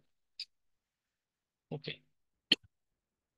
আবার হাউ টেইলস ওয়ার্কস এখানে যদি যাই, ও মূলত, আচ্ছা টর নিয়ে বলছিলাম, টরের আলোচনাটাকে বুঝিয়ে নিই। তো ও টর ফর এভরিথিং, ওর যে ব্রাউজার সেটাও টর ব্রাউজার, আবার এমনিতে এই কম্পিউটার আদার্স যে কমিউনিকেশন গুলো করে অন্যান্য পোর্ট দিয়ে যা যা কমিউনিকেশন পায় সবগুলোই টরের মাধ্যমে হয়, অর্থাৎ সে শুধু ব্রাউজারেই সীমাবদ্ধ নয়, আদার্স আরো যা কমিউনিকেশন হবে সব টর নেটওয়ার্কের মাধ্যমেই হয়। ওকে, টর ফর এভরিথিং, তো এটা একদিক দিয়ে আমাদের জন্য প্রাইভেসিটা ইনশিওর করে। ওকে, তো টেইলস ওএস, আচ্ছা আরো কিছু ফিচার আছে আপনাদের। আহ, ও হচ্ছে মূলত র্যামের উপরে রান করে। আমাদের কম্পিউটার র্যামের মেকানিজম হচ্ছে যে আমরা যখনই কম্পিউটারটা বন্ধ করে দিই, মানে র্যাম হচ্ছে একটা টেম্পোরারি একটা মেমোরি, এইখানে কম্পিউটার টেম্পোরারি হলেও ও খুব ফাস্ট, খুব দ্রুত কাজ করতে পারে। তো কম্পিউটার কি করে, তার একটা ক্যালকুলেশন করা দরকার, একটা প্রোগ্রাম রান করা দরকার, সে এটাকে র্যামের মধ্যে, র্যামের স্টোরেজে এনে রান করে। নর্মাল র্যামের মেকানিজম বলছি, র্যামের উপরে এনে রান করে, কাজ শেষ, র্যাম থেকে তথ্যটা মুছে যায়। হ্যাঁ, র্যামে মেমোরিটা আর থাকে না। তো টেইলস ওএস কি করে, ওর যা ক্যালকুলেশনের কাজ, ওর যা অ্যাক্টিভিটি সব র্যামের উপরে রান করে। লোকাল স্টোরেজে কোনো তথ্যই জমা থাকে না। তো ফরেনসিক অ্যানালাইসিস করলেও ওর এই মনে করুন টেইলস ওএস আপনার সেট আপ করা, এটাতে যদি ফরেনসিক অ্যানালাইসিসও করা হয়, তাও কোনো ইনফরমেশন খুঁজে বের পাওয়াটা খুব টাফ। ইম্পসিবল বলবো না এজন্য, কারণ এমনও নিউজে পড়েছি এফবিআই বা এরকম তারা নাকি র্যামেরও ফরেনসিক অ্যানালাইসিস করতে পারে, শুধু র্যাম না। একবার পত্রিকাতেই পড়েছিলাম যে এফবিআই নাকি দাবি করেছে যে আগুনে পুড়ে যাওয়া যেই আহ ভস্ম তৈরি হয়, সেখানেও নাকি তারা ফরেনসিক অ্যানালাইসিস করে তথ্য বের করতে পারে। মানে একটা কাগজ টাগজ পুড়ে কয়লা হয়ে যাচ্ছে, এগুলো থেকেও নাকি ফরেনসিক অ্যানালাইসিসের মাধ্যমে তথ্য বের করা সম্ভব। তারা ক্লেম করেছে, কিভাবে সম্ভব আই ডোন্ট নো, যেহেতু ক্লেম করেছে তো কিছুটা হলেও সত্যি বিবেচনা করা যায়। যাই হোক,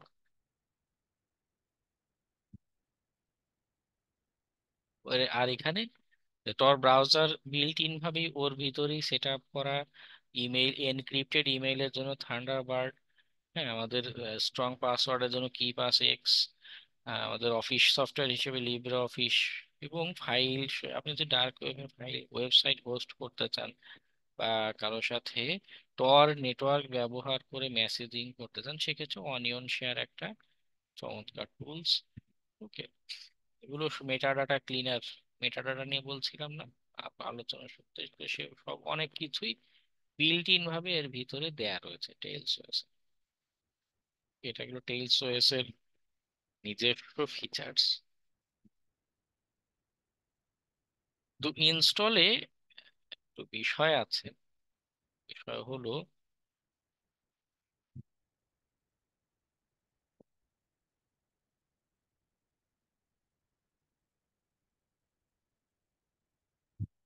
এটাকে ভার্চুয়াল মেশিন আকারে রান করা যেত,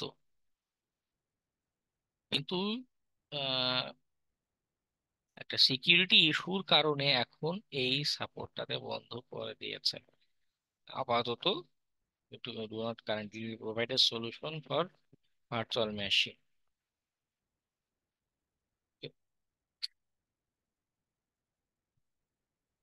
সিকিউরিটি প্রবলেমের জন্য এটা ডাউনলোডের অপশন এই, যেটা করতে পারেন বুটেবল ইউএসবি স্টিকস বানাতে পারেন রেগুলার ইউজেসের জন্য।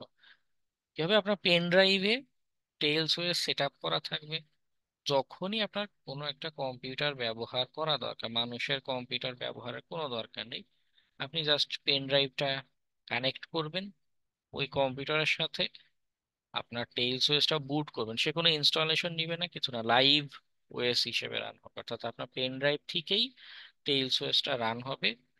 আহ, এবং আপনার যা যা অ্যাক্টিভিটি করা, তাকে লগ ইন করে মেইল চেক করা সামথিং সবকিছু করে আপনি আবার পেন ড্রাইভ যখনই খুলে ফেলবেন ওই কম্পিউটার থেকে আপনার সব ট্রেস মুছে যাবে। ওকে, সিনেমাতে যেমন হ্যাকারদের দেখায় যে তারা একটা কাজ করা দরকার, একটা কোথাও বসে একটা কম্পিউটারে জাস্ট কানেক্ট করছে, কাজ করছে, চলে আসছে, তা যখনই চলে আসছে সব ডাটা মুছে যাচ্ছে, তাই না? সেই মেকানিজম বা সেই টেকনিকটার একটা ওয়ে হতে পারে আমাদের tails OS. Sir tails OS তাহলে পেন ড্রাইভে ডাউনলোড করে রাখতে হবে?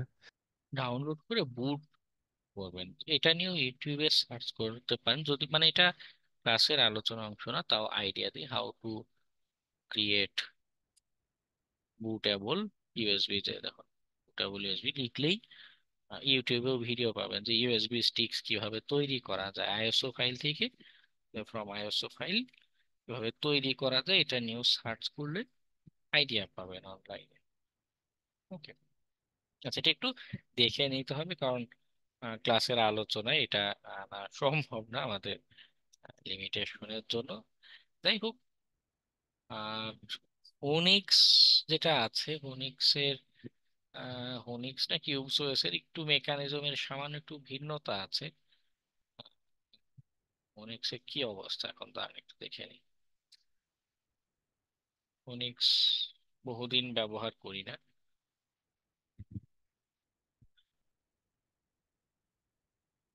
টেইলস এর প্রিভিয়াস এডিশনটা আমার কাছে ডাউনলোড আছে, ওটা সেট আপও আছে, ওটা দিয়েই ক্লাসে দেখাচ্ছি এখন, নো টেনশন।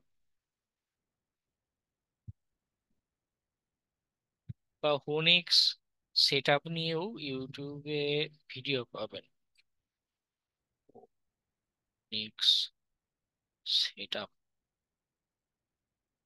ওকে, ওরা ওরাও এখানে দিয়ে রেখেছে Whonix for Windows inside virtual box. আমার নেটওয়ার্ক একটু স্লো হচ্ছে।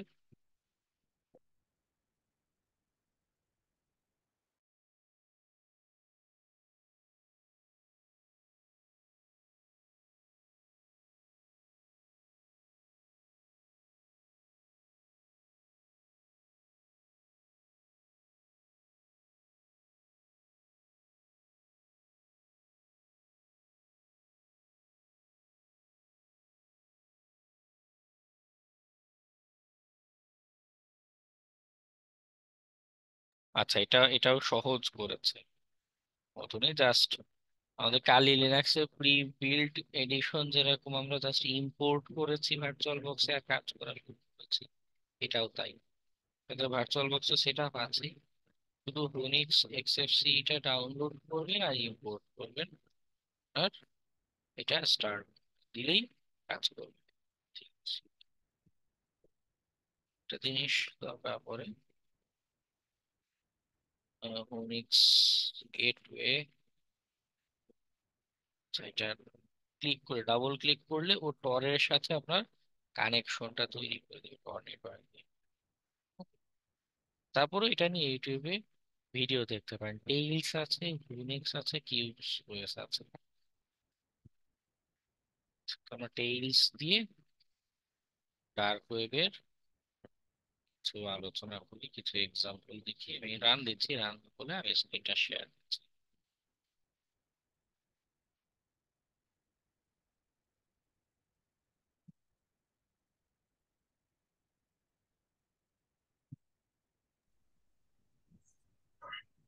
স্যার অ্যাটেন্ডেন্স কি হয়ে গেছে? না না, no হয়।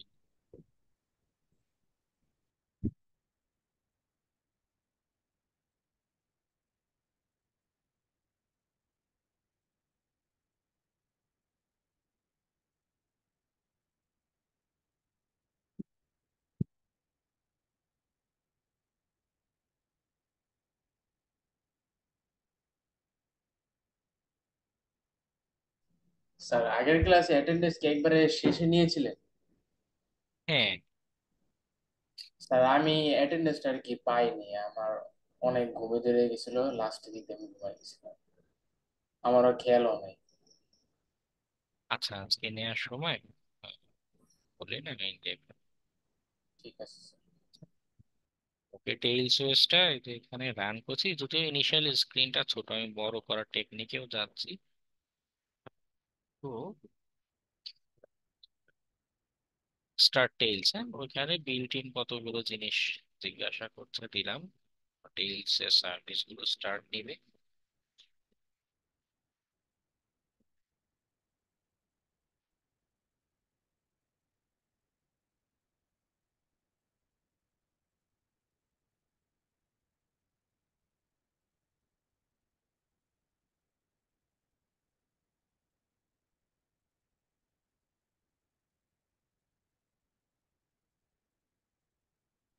ডিসপ্লেটা একটু বাড়ানো লাগে, না হলে ও করতে পারে না চেঞ্জেস।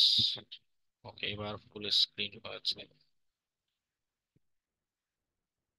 আচ্ছা, যখনই ওকে রান করছি প্রথমেই আমাকে জিজ্ঞাসা করছে টর কানেকশন করতে চাই কিনা, কি হবে আমার পুরো কম্পিউটারের এভরিথিং টরের মাধ্যমে কমিউনিকেট, একদম গোড়া থেকে অটোমেটিক্যালি দিতে পারি।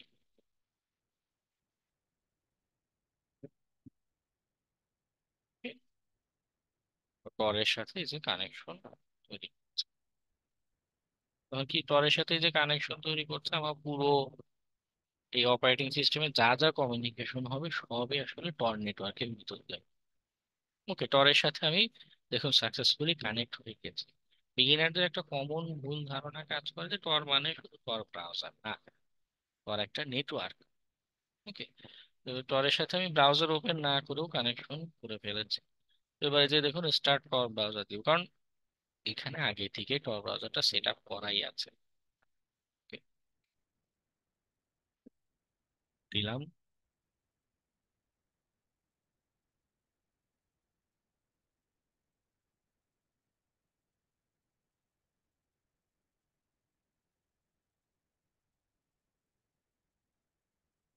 ওকে, আমাকে আপগ্রেড দিতে বলছে, কারণ ওই আপগ্রেড ইস্যুর জন্য problem আছে। তো আমরা কোথায় আছি? Yes, yes,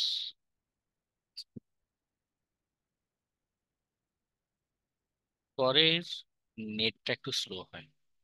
ওকে, যে তিনটা কম্পিউটার বারবার সে অ্যাড্রেস চেঞ্জ করে, তো যার কারণে ও এমনিতে মানে একে তো আমার নিজেরই নেট স্লো, রাতে নেট স্লো করে, আবার যখন আমরা এখন জার্মানিতে আছি, শো করবে।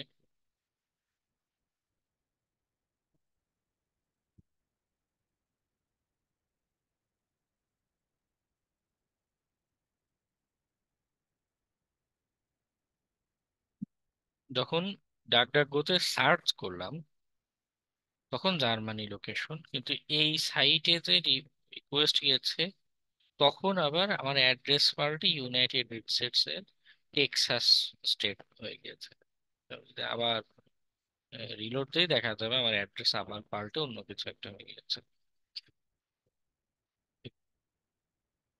তো বারবার এরকম অ্যাড্রেস পাল্টানোর কারণে কি হয়, ট্রেস করাটা ডিফিকাল্ট, ভেরি গুড। এবং যেটা লাগবে সেটা হচ্ছে ডার্ক ওয়েব কনসেপ্ট কি হয়, এত জিনিসটা কি আসলে।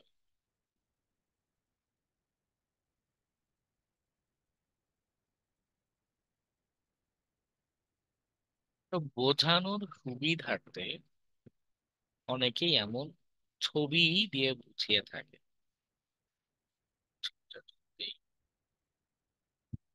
তার মানে এই না যে আসলে এই ছবি মানে এই ডার্ক ওয়েবের সাইট গুলো সব আপনার সমুদ্রের তলদেশে হোস্ট করা, না তা না।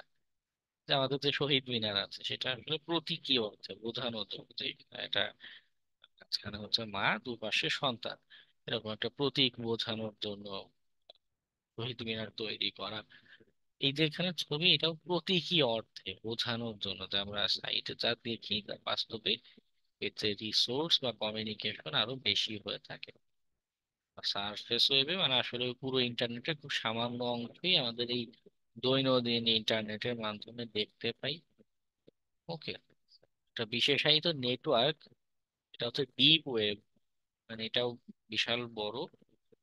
এগুলোকে সরাসরি অ্যাক্সেস করা যায় না, এই যে আমাদের টর নেটওয়ার্কের দরকার পড়ে। এবং গুগল বা এরকম যে সকল সার্চ ইঞ্জিন আছে তারা ডিপ ওয়েব বা এমন সাইট গুলো খুঁজেও বের করতে পারে না, পারলেও তারা সেগুলোকে রেজাল্টে শো করে না। হ্যাঁ, ওই সাইট গুলোতে তারা যায় না। আবার যেটা হয়, মানে ইন্টারনেটের টোটাল 90% কন্টেন্ট আসলে ডিপ ওয়েব এর থেকে আসে। এই যে মিলিটারি কমিউনিকেশন, গোয়েন্দা সংস্থারা যে কমিউনিকেশন করে, তারা কি আমাদের রেগুলার ইন্টারনেট দিয়ে মেসেঞ্জারে মেসেজ পাঠায় যে ভাই অমুক জায়গায় সালমানের কি আছে, ওকে কেউ ধরো? হ্যাঁ, তাদের জন্য আলাদা এরকম ডিপ ওয়েবের নেটওয়ার্ক থাকে, সে এমন সিকিউর কমিউনিকেশন করে যাতে করে তাদেরকেও কেউ ট্রেস করতে না পারে। এক গোয়েন্দা সংস্থার পিছনে আরেক গোয়েন্দা সংস্থা কিন্তু লেগে থাকে। দেখা যায় যে ইন্টেল পেলে সবাই তাদের রাষ্ট্রের নিজেদের উপকার স্বার্থে এই জিনিসগুলো বুঝতে থাকে কিন্তু। আচ্ছা, ডিপ ওয়েবের চেয়েও আরো সিক্রেটিভ নেটওয়ার্কটা হচ্ছে ডার্ক ওয়েব। ডিপ ওয়েবের সাইট গুলো, ডিপ ওয়েবের যে ওটা যে সার্চ ইঞ্জিন গুলো আছে, হ্যাঁ এটা নিয়েও দেখাচ্ছি পরে, এর মাধ্যমে কিছু খুঁজে পাওয়া যায়, সেখান থেকে কিছু রিসোর্স পাওয়া যায়। কিন্তু ডার্ক ওয়েব হলো এমন সাইট এর অ্যাড্রেসও কেউ জানে না, এবং অনেক সাইট আছে ইনভাইট অনলি। সেটা কেমন, একটা সাইট আছে কিন্তু আপনি চাইলেই সেখানে প্রবেশ করতে পারবেন না। এক্সিস্টিং কোনো মেম্বার যদি আপনাকে ইনভাইট দেয় বা ওটার অ্যাডমিন যদি আপনাকে সরাসরি লিংক পাঠায় তবেই আপনি ডার্ক ওয়েবের সাইটে প্রবেশ করতে পারবেন। মানে এগুলো আরো সিক্রেটিভ, সবার জন্য উন্মুক্ত তো নাই। ডার্ক ওয়েবে যারা, ডিপ ওয়েবে যারা কানেক্টেড, নেটওয়ার্কে কানেক্টেড, তাদের জন্য এটা উন্মুক্ত না, জনসাধারণের জন্য লিগাল ইলিগাল অনেক পারপাসেই এই নেটওয়ার্ক ব্যবহার হয়ে থাকে। যেহেতু এখানে আরেকটা বিষয় বলে যে এখানে আসলে সবসময় খারাপ কাজই হয় তাও কিন্তু না। যেটা হয় যে আহ,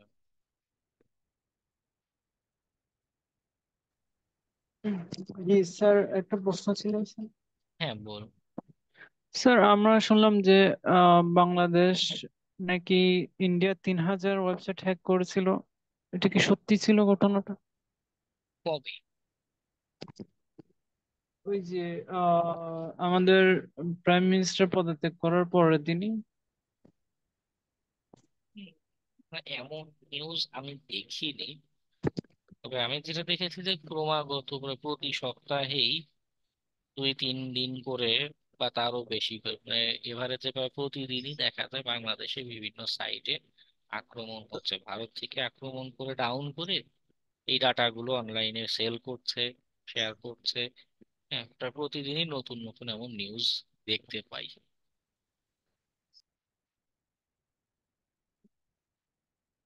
বাংলাদেশে কিছু মানে কি বলে ছাপরি টাইপের মানুষজন আছে, তো এরা আসলে হ্যাকিং বলতে ওই যে কিছু ডস অ্যাটাক নিয়ে একটা ক্লাসে আলোচনা করব। ওই পর্যন্তই বোঝে, এর বেশি খুব বেশি তারা কিছু করতে পারে না। 3,000 সাইট হ্যাকের যে কথা বলছে এটা আদৌ হ্যাক হয়তো না, আমি জানি না অ্যাকচুয়াল নিউজটা। হ্যাক বলতে যেটা আমরা বুঝে থাকি অ্যাক্সেস নেওয়া, ম্যানিপুলেশন করা, এগুলো হয়তো তারা করতে পারেনি, জাস্ট বেসিক কিছু অ্যাটাক চেষ্টা করেছে এবং পরবর্তীতে নাম প্রচারের জন্য এইগুলো বলেছে যে আমরা 3,000 সাইট হ্যাক হয়েছে হ্যান ত্যান। এবং বেশি দেরি নেই, কয়েকদিন পরেও দেখবেন যে তারাই দাবি করবে যে আমরা হ্যাকিং কোর্সে নিতে আসো, হ্যাকিং কোর্স করো, আমাদের কাছে 1,000 টাকা করে ফি। হ্যাঁ, এগুলো হচ্ছে ধান্দাবাজি। হ্যাক তো করে কচুটা, দেশের উপকার হয় তার চেয়েও জঘন্য রকমের। আর দিন শেষে যেটা হয় যে এগুলো বলে একটা ধোয়া তুলে এরপরে কোর্স বিক্রি করা শুরু করে, যে আসো কোর্স করো আমাদের কাছে।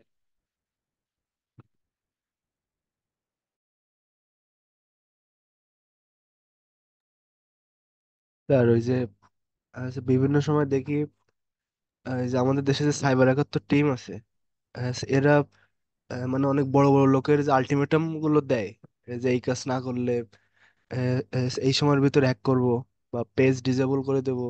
তো এরা কি এগুলো আসলেই মানে করতে পারে, বা তারা কি সমর্থ এগুলো করতে? ফেসবুকে কারো প্রোফাইলে গেলেই আপনি উপরে 3টা ডট বাটন দেখতে পাবেন, ওখানে গেলেই রিপোর্টের অপশন আছে। তো এরকম ওদের এরকম স্টুডেন্ট তারা আছে বা ওদের, ওরা তো আসলে হ্যাকিং এর এজেন্সি না, নিউজ এজেন্সি। অনেক মেম্বার টেম্বার আছে গ্রুপে, কি করে সবাই মিলে গণহারে রিপোর্ট করে। তো গণহারে রিপোর্ট করলে ফেসবুক তো ভাববেই যে একটা কমিউনিটির 1,000 মানুষ 10,000 মানুষ যখন রিপোর্ট করছে, দ্যাট মিনস ওই অ্যাকাউন্টটা আসলে খারাপ, তাকে রিমুভ করে দেওয়া যায়। ফেসবুক তো ম্যানুয়ালি ভেরিফাই করে না, আগে কম্পিউটার দিয়ে চেক করে। সিম্পল ওই রিপোর্ট মেকানিজমে ওরা হচ্ছে কি অ্যাকাউন্ট হিসেবে, এটা আসলে হ্যাক না, অ্যাক্সেসও পায় না, কিছুই না, বেহুদা ফাজলামো করে। আর এগুলো বলে ওরাও তো কয়েকদিন পর পর কোর্স বিক্রির বিজ্ঞাপন দেয়, আসুন আমাদের কাছে কোর্স করুন, হ্যাকার হয়ে যায়। জি জি স্যার। তো এর থেকে কি বাঁচার কোনো উপায় আছে? উম, যদি অ্যাকাউন্ট গুলো ব্লু ভেরিফাইড থাকে, এখন অবশ্য ফেসবুক টাকা নেয়। আগে এক সময় গত বছরও কিন্তু এরকম ছিল না, টাকা ছাড়াই এনআইডি দিয়ে ব্লু ভেরিফিকেশন করা যেত, বা এটা যে আপনার ভ্যালিড অ্যাকাউন্ট এটা আহ, যদি কখনো অ্যাক্সেস নিয়েও ফেলে সেক্ষেত্রেও ফেসবুক অথরিটির কাছে আপিল করা যায় যে না, আমাকে এটা ভুল করে তোমাদের সিস্টেম আমার অ্যাকাউন্ট ব্লক করেছে, এটা আমার লেজিট অ্যাকাউন্ট, এটা আমার এনআইডি, এটা এই অ্যাকাউন্ট হোল্ডার অ্যাকচুয়ালি আমি। বা অনেক সময় কি করে ফেক ডেথ সার্টিফিকেট বা এই জাতীয় জিনিসপত্র দিয়ে বোকা বানায়, সেক্ষেত্রে আরো কিছু আদার্স ডকুমেন্ট দিয়ে আপিল করা। ওরা বলে দেয়, ওদের সাইটেই বলে দেয় যে আমার এই ডকুমেন্ট দেওয়া লাগবে, দিলে ওরা রিভিউ করে অ্যাকাউন্ট এগুলো ফেরত আনে বা ফেরত দেয়। আহামরি কঠিন কিছু না, মানে এটা ফেসবুক হ্যাক করতে পারলে তো মিলিয়ন মিলিয়ন ডলার ফেসবুক নিজেই পুরস্কার দিবে, ফেসবুকের কোনো দুর্বলতা বের করতে পারলে। ওরা তা কিছু করতে পারে না, এই জাস্ট এইসব মেকানিজমে গরমিল করার চেষ্টা করে, নাথিং এলস। স্যার, আচ্ছা আর একটা প্রশ্ন। হ্যাঁ, এই যে বিভিন্ন সাইটে যেমন গুগল, ফেসবুক, আহ, এই যে টু ফ্যাক্টর অথেন্টিকেশন দেয়া, এটা কি কোনোভাবে ভাঙা সম্ভব? গুগল ফেসবুকের টু ফ্যাক্টরটা ডিফিকাল্ট, সহজে ভাঙা যায় না, কারণ টু ফ্যাক্টরে যেটা হয় আদার্স যে সকল সাইট আছে, কিছু ওয়েব অ্যাপ্লিকেশনের নিজের দুর্বলতা। যেমন আমি লাস্ট একটা জায়গায় কাজ করছিলাম, তাদের ওটিপি কোড, টু ফ্যাক্টরের যে কোড যা ছিল সেটা আমি সরাসরি বের করে ফেলতে পারছিলাম। এটা অ্যাপ্লিকেশনের দুর্বলতার কারণে। তো গুগল বা ফেসবুকের ওদের অ্যাপ্লিকেশনের অনেক নিরাপত্তা আছে, তার মানে এই না যে 100% সিকিউর। অ্যাপ্লিকেশনের যদি কোনো দুর্বলতা থাকে সেইটা দিয়ে ওটিপি বের করা সম্ভব। মাঝে মধ্যে লজিকের ভুলভাল থাকে, তখন ওটিপিটা বাইপাস করা যেতে পারে। কিন্তু গুগল ফেসবুকে সরাসরি করা যায় না, মানে অ্যাপ্লিকেশনের দুর্বলতা নেই। হ্যাকাররা অনেক সময় কি করে, একবার একটা টুলস দেখেছিলাম, নামটা মনে নেই, ফিশিং এরই একটা টুলস। ও কি করে, লগ ইনের যে পেজ ওটা তো ক্লোন করে শো করছে, ঠিক আছে, আবার ওটিপির জন্য পরের পেজে যে ওটিপি কোড চাইবে ওটার জন্য একটা ফিশিং এর পেজ তার কাছে থাকে। মানে মানুষ যত ওটিপি কোডটা ওই ফিশিং এর টুলসে, ফিশিং এর পেজে সাবমিট করে, এটা হচ্ছে মেকানিজম। জি স্যার। আচ্ছা স্যার। স্যার আমাকে যে ট্রেস করে, ও ট্রেস করে আমার অ্যাড্রেস বের করে, আমি কি আমার অ্যাড্রেসটা আনরিডেবল করে দিতে পারবো না এনক্রিপ্টেড করে? ও যাতে আমার অ্যাড্রেসটা পড়তে না পারে, প্রেস কে ওখানে করে, কি এনক্রিপ্টেড? মানে কে ট্রেস করছে এর উপর ডিপেন্ড করছে অ্যান্সারটা। আমি কি করে রাখতে পারবো এনক্রিপ্টেড? না, এনক্রিপ্টেড করে রাখার উপায় নেই। আহ, কারণ স্যাটেলাইট আসার পরে এখন যেটা হয়েছে যে উপর থেকে অনেক ইনফরমেশন বের করা সম্ভব। জিপিএস লোকেশনের মাধ্যমে আপনার ডিভাইসের, ইন্টারনেট নাই, জাস্ট লোকেশন, যেটা আমাদের অ্যান্ড্রয়েড ডিভাইসগুলোতে লোকেশন একটা অপশন আছে না, ওটাও যদি অন থাকে, হ্যাঁ, জিপিএস মেকানিজম ব্যবহার করে পিন পয়েন্ট করে আপনার লোকেশন বের করা সম্ভব যে আপনি ওই গলির মাথায় রাস্তায় দাঁড়িয়ে আছেন। জিপিএস এর মেকানিজম এইটা। এইটার সব ধরনের ইলেকট্রনিক ডিভাইস টিভাইস থেকে দূরে থাকতে হবে, কিন্তু যতখানি হাইড করা যায়। স্যার একটা কোশ্চেন ছিল। স্যার আমার জিপিএসটা অফ রাখলেও কি ওরা অটোমেটিক অন করে ফেলতে পারবে? না, অন করতে পারবে না। স্যার সেক্ষেত্রে মোবাইল যদি মোবাইল বন্ধ মোবাইলে, রাখলেও কি? না, মোবাইল বন্ধ রাখলে তো সে তো তাই হলো, মোবাইল ফেলে দেওয়া আর বন্ধ রাখা একই রকম ব্যাপার। এটা মোবাইল থাকা না থাকায় তখন পার্থক্য থাকে, কিন্তু মোবাইল যদি চালু থাকে, মনে করুন ইন্টারনেট নেই, শুধু টাওয়ারের নেটওয়ার্ক ব্যবহার করছে, তাতেও কিন্তু ট্রেস করা সম্ভব। যদিও টাওয়ার দিয়ে আপনাকে অত পিন পয়েন্ট করে বের করা যায় না। টাওয়ারের যখন থাকে তখন কি হয়, আপনি এই মুহূর্তে কোন টাওয়ারে কানেক্টেড, এইটার উপর বেস করে পুলিশরা যেটা করে, এটার উপর বেস করে আইডিয়া করে যাচ্ছে এই লোকটা অমুক রেঞ্জে হয়তো আছে, এই এলাকায় হয়তো আছে। ওকে, তখন তারা তাদের সোর্স ব্যবহার করে আপনাকে খুঁজে বের করে।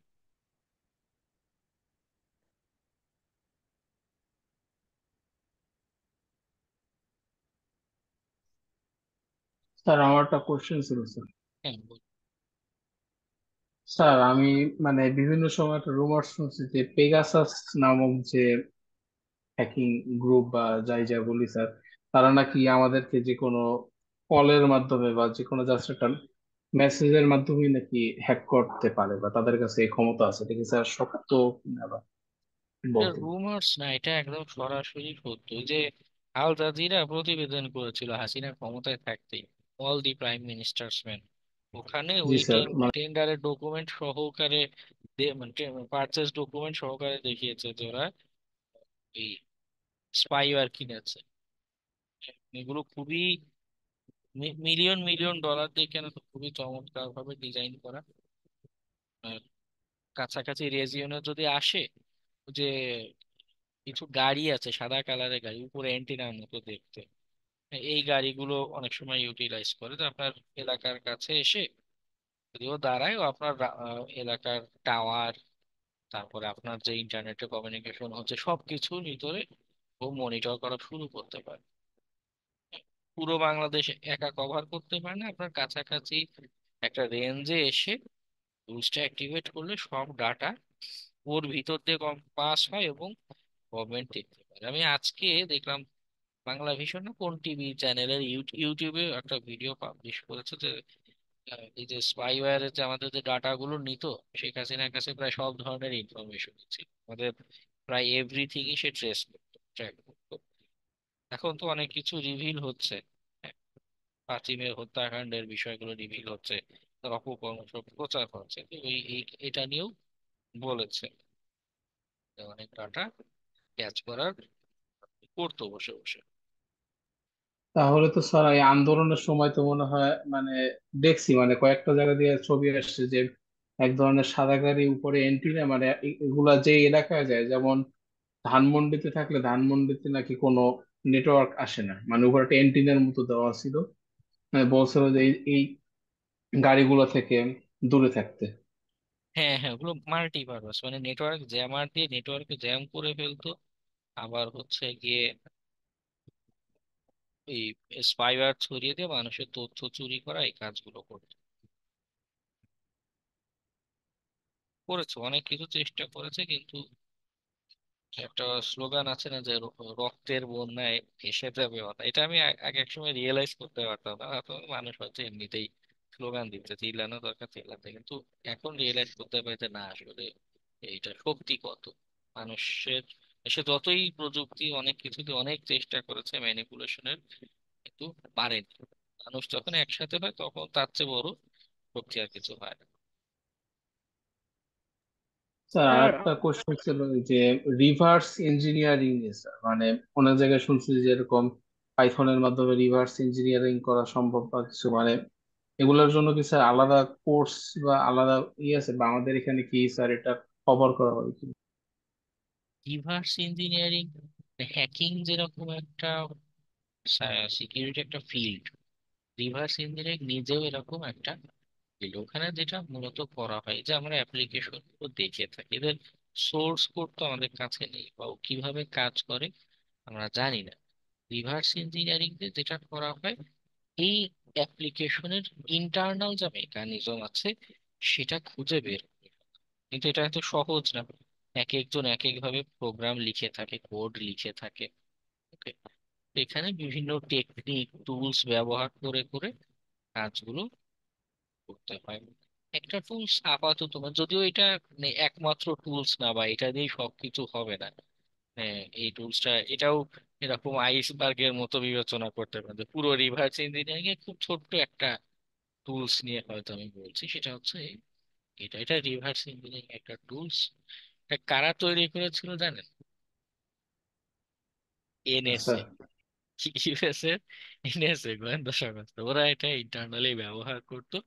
এই যে insa.gov/ইয়েটা, পরে এটা ওপেন সোর্স করে দিয়েছে মানুষের ব্যবহারের জন্য। তো এটা একটা খুবই চমৎকার টুলস সফটওয়্যার রিভার্স ইঞ্জিনিয়ারিং এর জন্য। অ্যাপ্লিকেশন দিলে কি করতে পারে, রিভার্স ইঞ্জিনিয়ারিং করে এটার একটা সি প্রোগ্রাম মতো সে দেয়, অ্যাসেম্বলি এবং সি প্রোগ্রাম এই দুইটা তৈরি করে দেয়। জি জি স্যার, আমরা ফিল্মে যে দেখে থাকি, হ্যাকারকে ট্রেস করলে হ্যাকার অ্যাড্রেস 3 জায়গায় দেখায়, আশেপাশে 3 জায়গা জুড়ে হ্যাকারদের অ্যাড্রেস শো করে, যার কারণে যে ট্রেস করে তার এক্সাক্ট অ্যাড্রেসটা ফাইন্ড আউট করা সম্ভব হয় না। এটা কি স্যার বাস্তবে সম্ভব ফিল্মের মতো? আমি বুঝিনি কি শের এটা। স্যার আমার স্যার মনে হয় এটা হ্যাকারকে আইপি স্পুফিং, এটা কথা বলতেছে ভাই। স্যার একজন হ্যাকারকে ট্রেস করার পর হ্যাকার অ্যাড্রেসটা 3 জায়গায় দেখায় একসাথে, ফিক্সড কোনো একটা জায়গায় দেখায় না যে হ্যাকারকে ওই জায়গায় গিয়ে ধরতে পারবে, একসাথে 3 জায়গায় দেখায়। এখন যে ট্রেস করছে ফাইন্ড আউট করার জন্য সে কনফিউজড হয়ে যায় যে আসলে ও 3 জায়গা থেকে কোন জায়গায় আছে। ও ট্রেস করলে ওর অ্যাড্রেস 3 জায়গায় দেখায়। এটা কি ফিল্মের মতো বাস্তবে সম্ভব স্যার? হ্যাঁ, এই যে প্রক্সি চেনের যে কনসেপ্ট বা আমাদের টরের যে কনসেপ্ট, এখানেও যেটা হচ্ছে পরে অবশ্য এনক্রিপ্টেড থাকে। এটা বেটার হয় প্রক্সি চেইন দিয়ে। প্রক্সি চেইন এখান থেকে বিভিন্ন সার্ভার ঘুরে ঘুরে যখন কমিউনিকেশন হচ্ছে ট্রেস করতে গেলে এই যে সার্ভারতে কমিউনিকেশন যাচ্ছে মানে রিপ্লাইটা যাচ্ছে প্রক্সি চেইনের পার্থক্য হলো এই যে মাঝখানে প্রক্সি সার্ভার সে নিজে আপনার ডাটাটা নিয়ে নিজে এরপরে সেটাকে ফরওয়ার্ড করছে নেক্সট কোনো সার্ভার বা টার্গেট সার্ভারের কাছে। তো যার কারণে ট্রেস করলে খুঁজে পাওয়া যাবে যে এই যে মাঝখানে যে সার্ভার সে সে কমিউনিকেশন করছে তার অ্যাড্রেস শো করবে।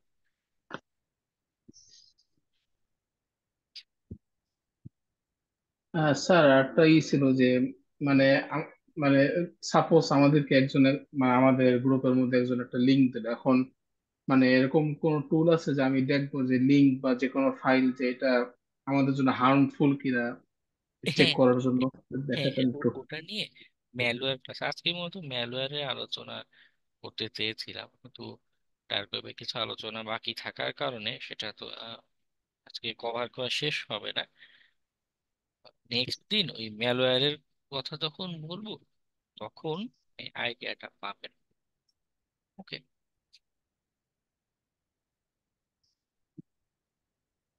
ম্যালওয়্যার জিনিসটাও খুব ইন্টারেস্টিং। যাই হোক, এটা নিয়ে নেক্সট দিন বলবো। ডার্ক ওয়েব নিয়ে বলছিলাম এটা নেটওয়ার্কটা স্লো হয়। তো এখানে এক্সপ্লোর করার জন্য আমরা কি কি টেকনিক ব্যবহার করতে পারি। ডার্ক ওয়েবে নিজস্ব সার্চ ইঞ্জিন আছে। হ্যাঁ, আমি এটা আমার সারফেস ওয়েব দিয়ে দেখাই, না হলে নেট করবে স্লো।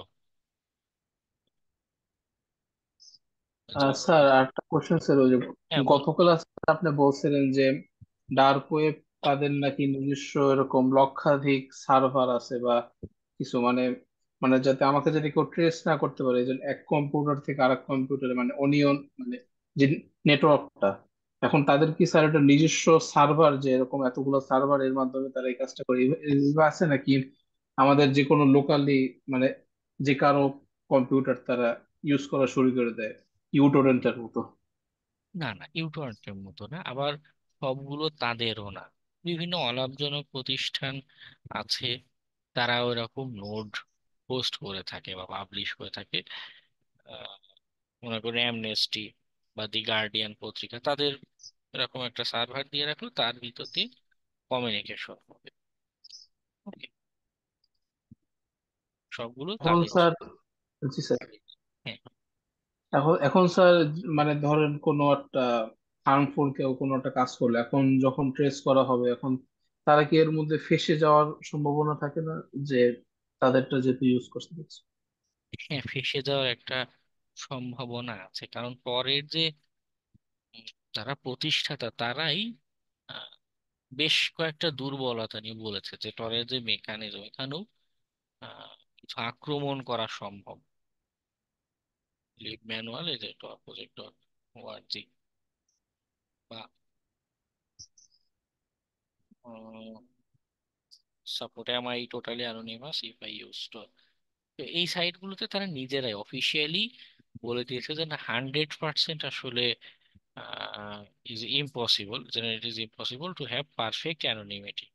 তো পারফেক্টও সম্ভব না, আবার তার নিজেরও বিভিন্ন দুর্বলতা আছে, যদিও তারা ক্রমাগত এগুলো ফাইন্ড আউট করে, এগুলোর বিভিন্ন আপডেট এনে থাকে।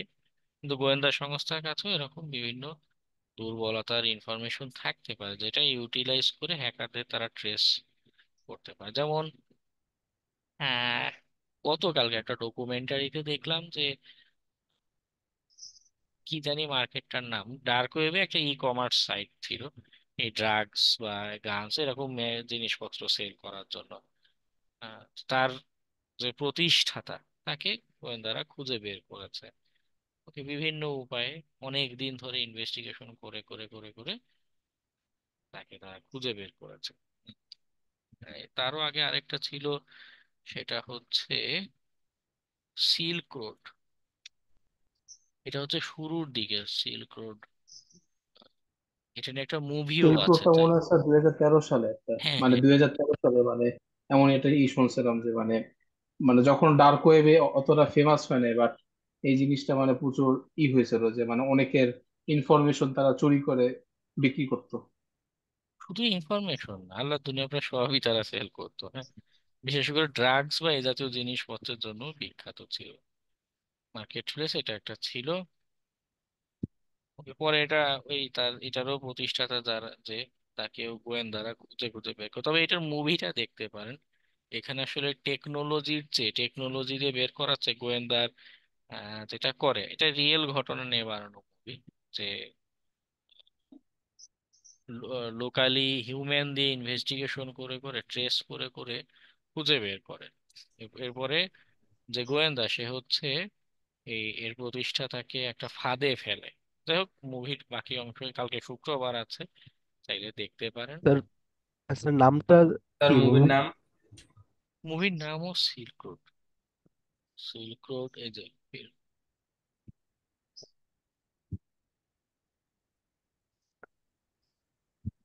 স্যার এমনি স্যার আমাদের আরো নলেজ গেইনের জন্য কি স্যার আপনি কোনো বই সাজেস্ট করেন? বই, বই অনেক বই আছে।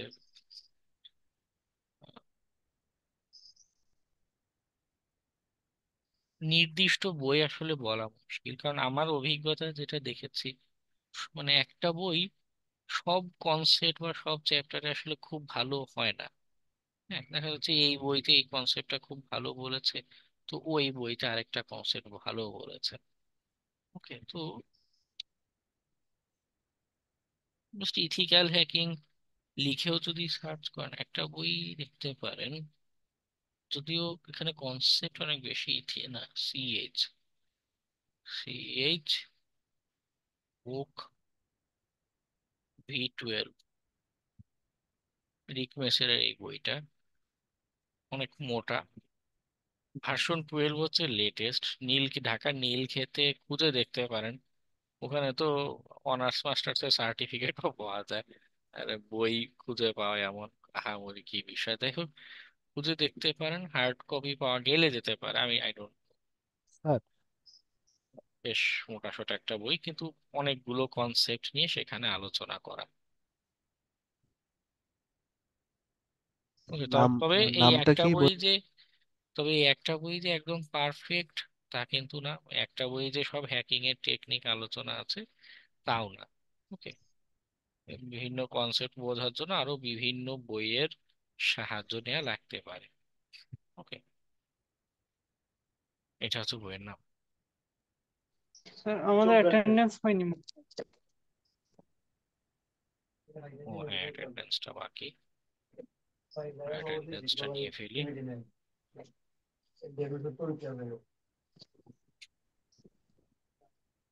যারা আছেন একজন একজন করে একটু রেসপন্স করুন।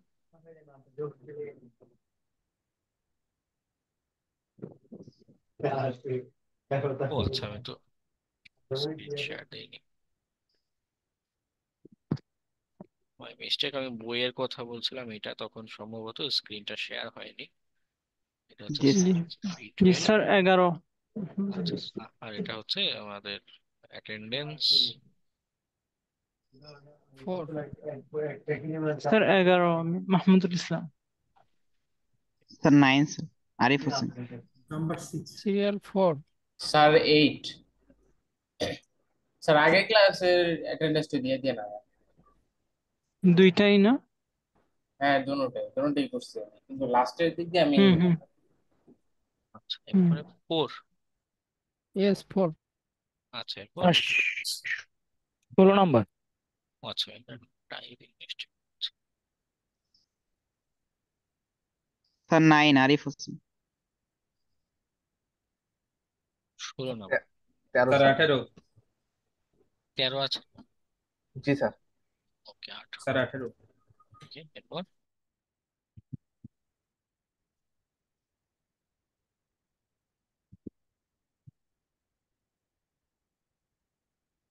আচ্ছা, এরপর নিচে কেউ? 26। 26, 29, 9,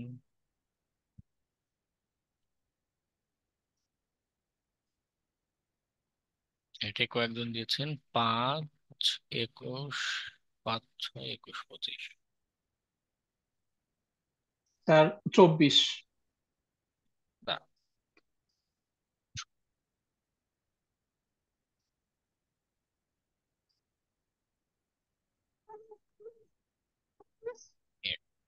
রিয়াজুল হিরার আগের অ্যাটেন্ডেন্স কি?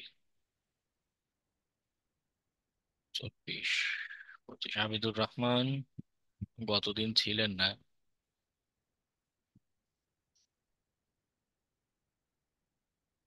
হাসান হৃদয় ক্লাস করে না। শুরুতে 8-9টা ক্লাস করেছে, এরপরে নাই।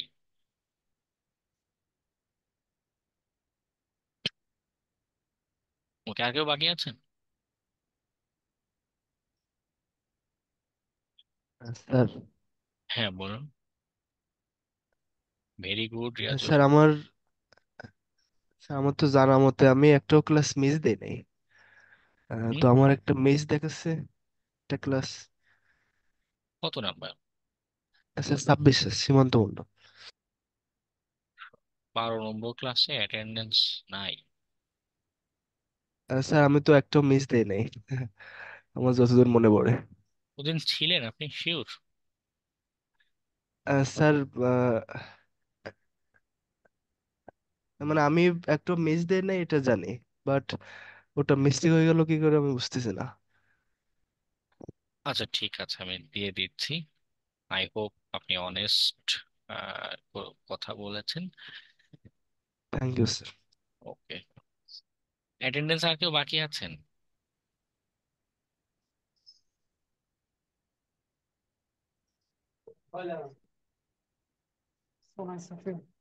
স্যার আমারটা একটু মিস হয়েছে স্যার। কত নাম্বার? 28। 8। হাসান হৃদয়। ওকে, আর কেউ আছে?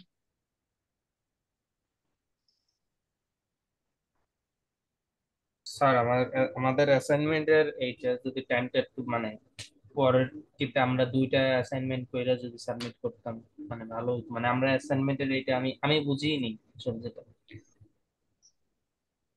মানে সুযোগটা দিলে ভালো হতো।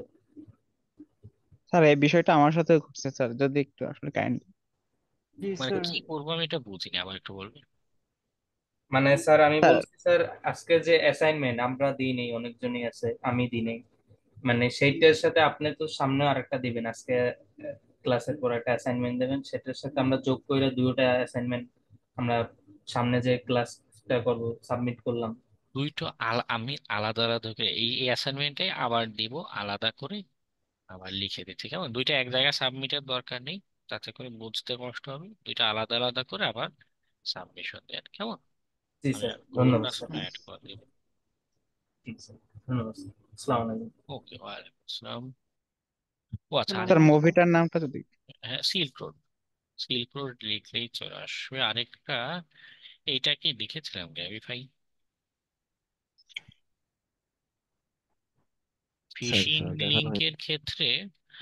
যদি নন ম্যালিশিয়াস কিছু করতে চাই, জাস্ট আমার বোঝা দরকার যে লিংকে কেউ ক্লিক করেছে, এই প্রমাণটুকু হলেই আনা। আমার আর কিছু দরকার নেই, আমি কোনো ক্রেডেনশিয়াল বা কিছু নিব না। ওকে, যদি এতটুক আমার উদ্দেশ্য থাকে, সেক্ষেত্রে আমরা গ্র্যাবিফাই ব্যবহার করতে পারি। ওকে, এখানে মনে করুন facebook.com দিলাম, স্ক্রিন, হ্যাঁ দেখা যাচ্ছে।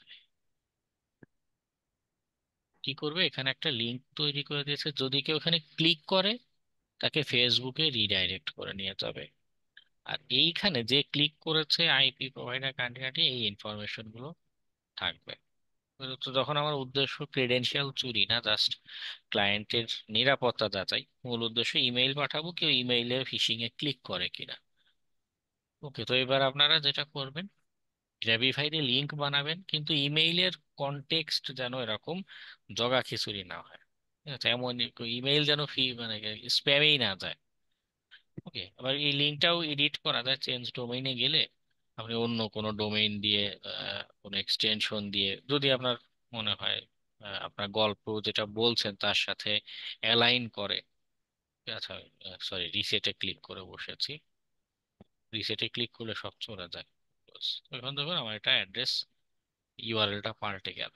ঠিক আছে, আপনার গল্পের সাথে যেটা অ্যালাইন করে এরকম কিছু একটা তৈরি করে এবার অ্যাসাইনমেন্টটা করবেন। ওকে।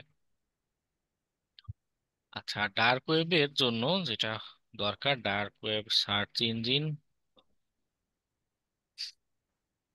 এখানে গেলে বেশ কিছু সাইট খুঁজে পাবেন। এই ইউআরএলটাও দিচ্ছি, এটা আপনাদের অ্যাসাইনমেন্টের জন্য দরকার পড়বে।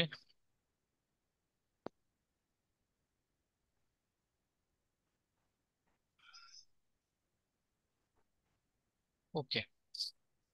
জাস্ট ডার্ক ওয়েবে কিভাবে কানেক্ট করতে হয় সেটা তো আমরা দেখলাম, টেইলস অথবা আপনি টর ব্রাউজার ডাউনলোড করে নিলেন। ডার্ক ওয়েবে নিজস্ব কিছু সার্চ ইঞ্জিন আছে, আহমিয়া আছে, হে স্ট্যাক আছে। হ্যাঁ, এগুলো শুধু ডেডিকেটেডলি ডার্ক ওয়েবে ডার্ক নেটের জন্য সার্চের কাজ করে থাকে। ওকে, মানে এখানে যা সার্চ করবেন ডার্ক ওয়েবের যে সাইট গুলো আছে সেইটা থেকে ডাটা এনে দেখাবে। গুগল এটা পারে না, বা গুগল এটা করে না অ্যাকচুয়ালি। ওকে, আজকে তাহলে আমাদের আলোচনা এখানেই শেষ করি। সবাইকে শুভরাত্রি। আসসালামু আলাইকুম।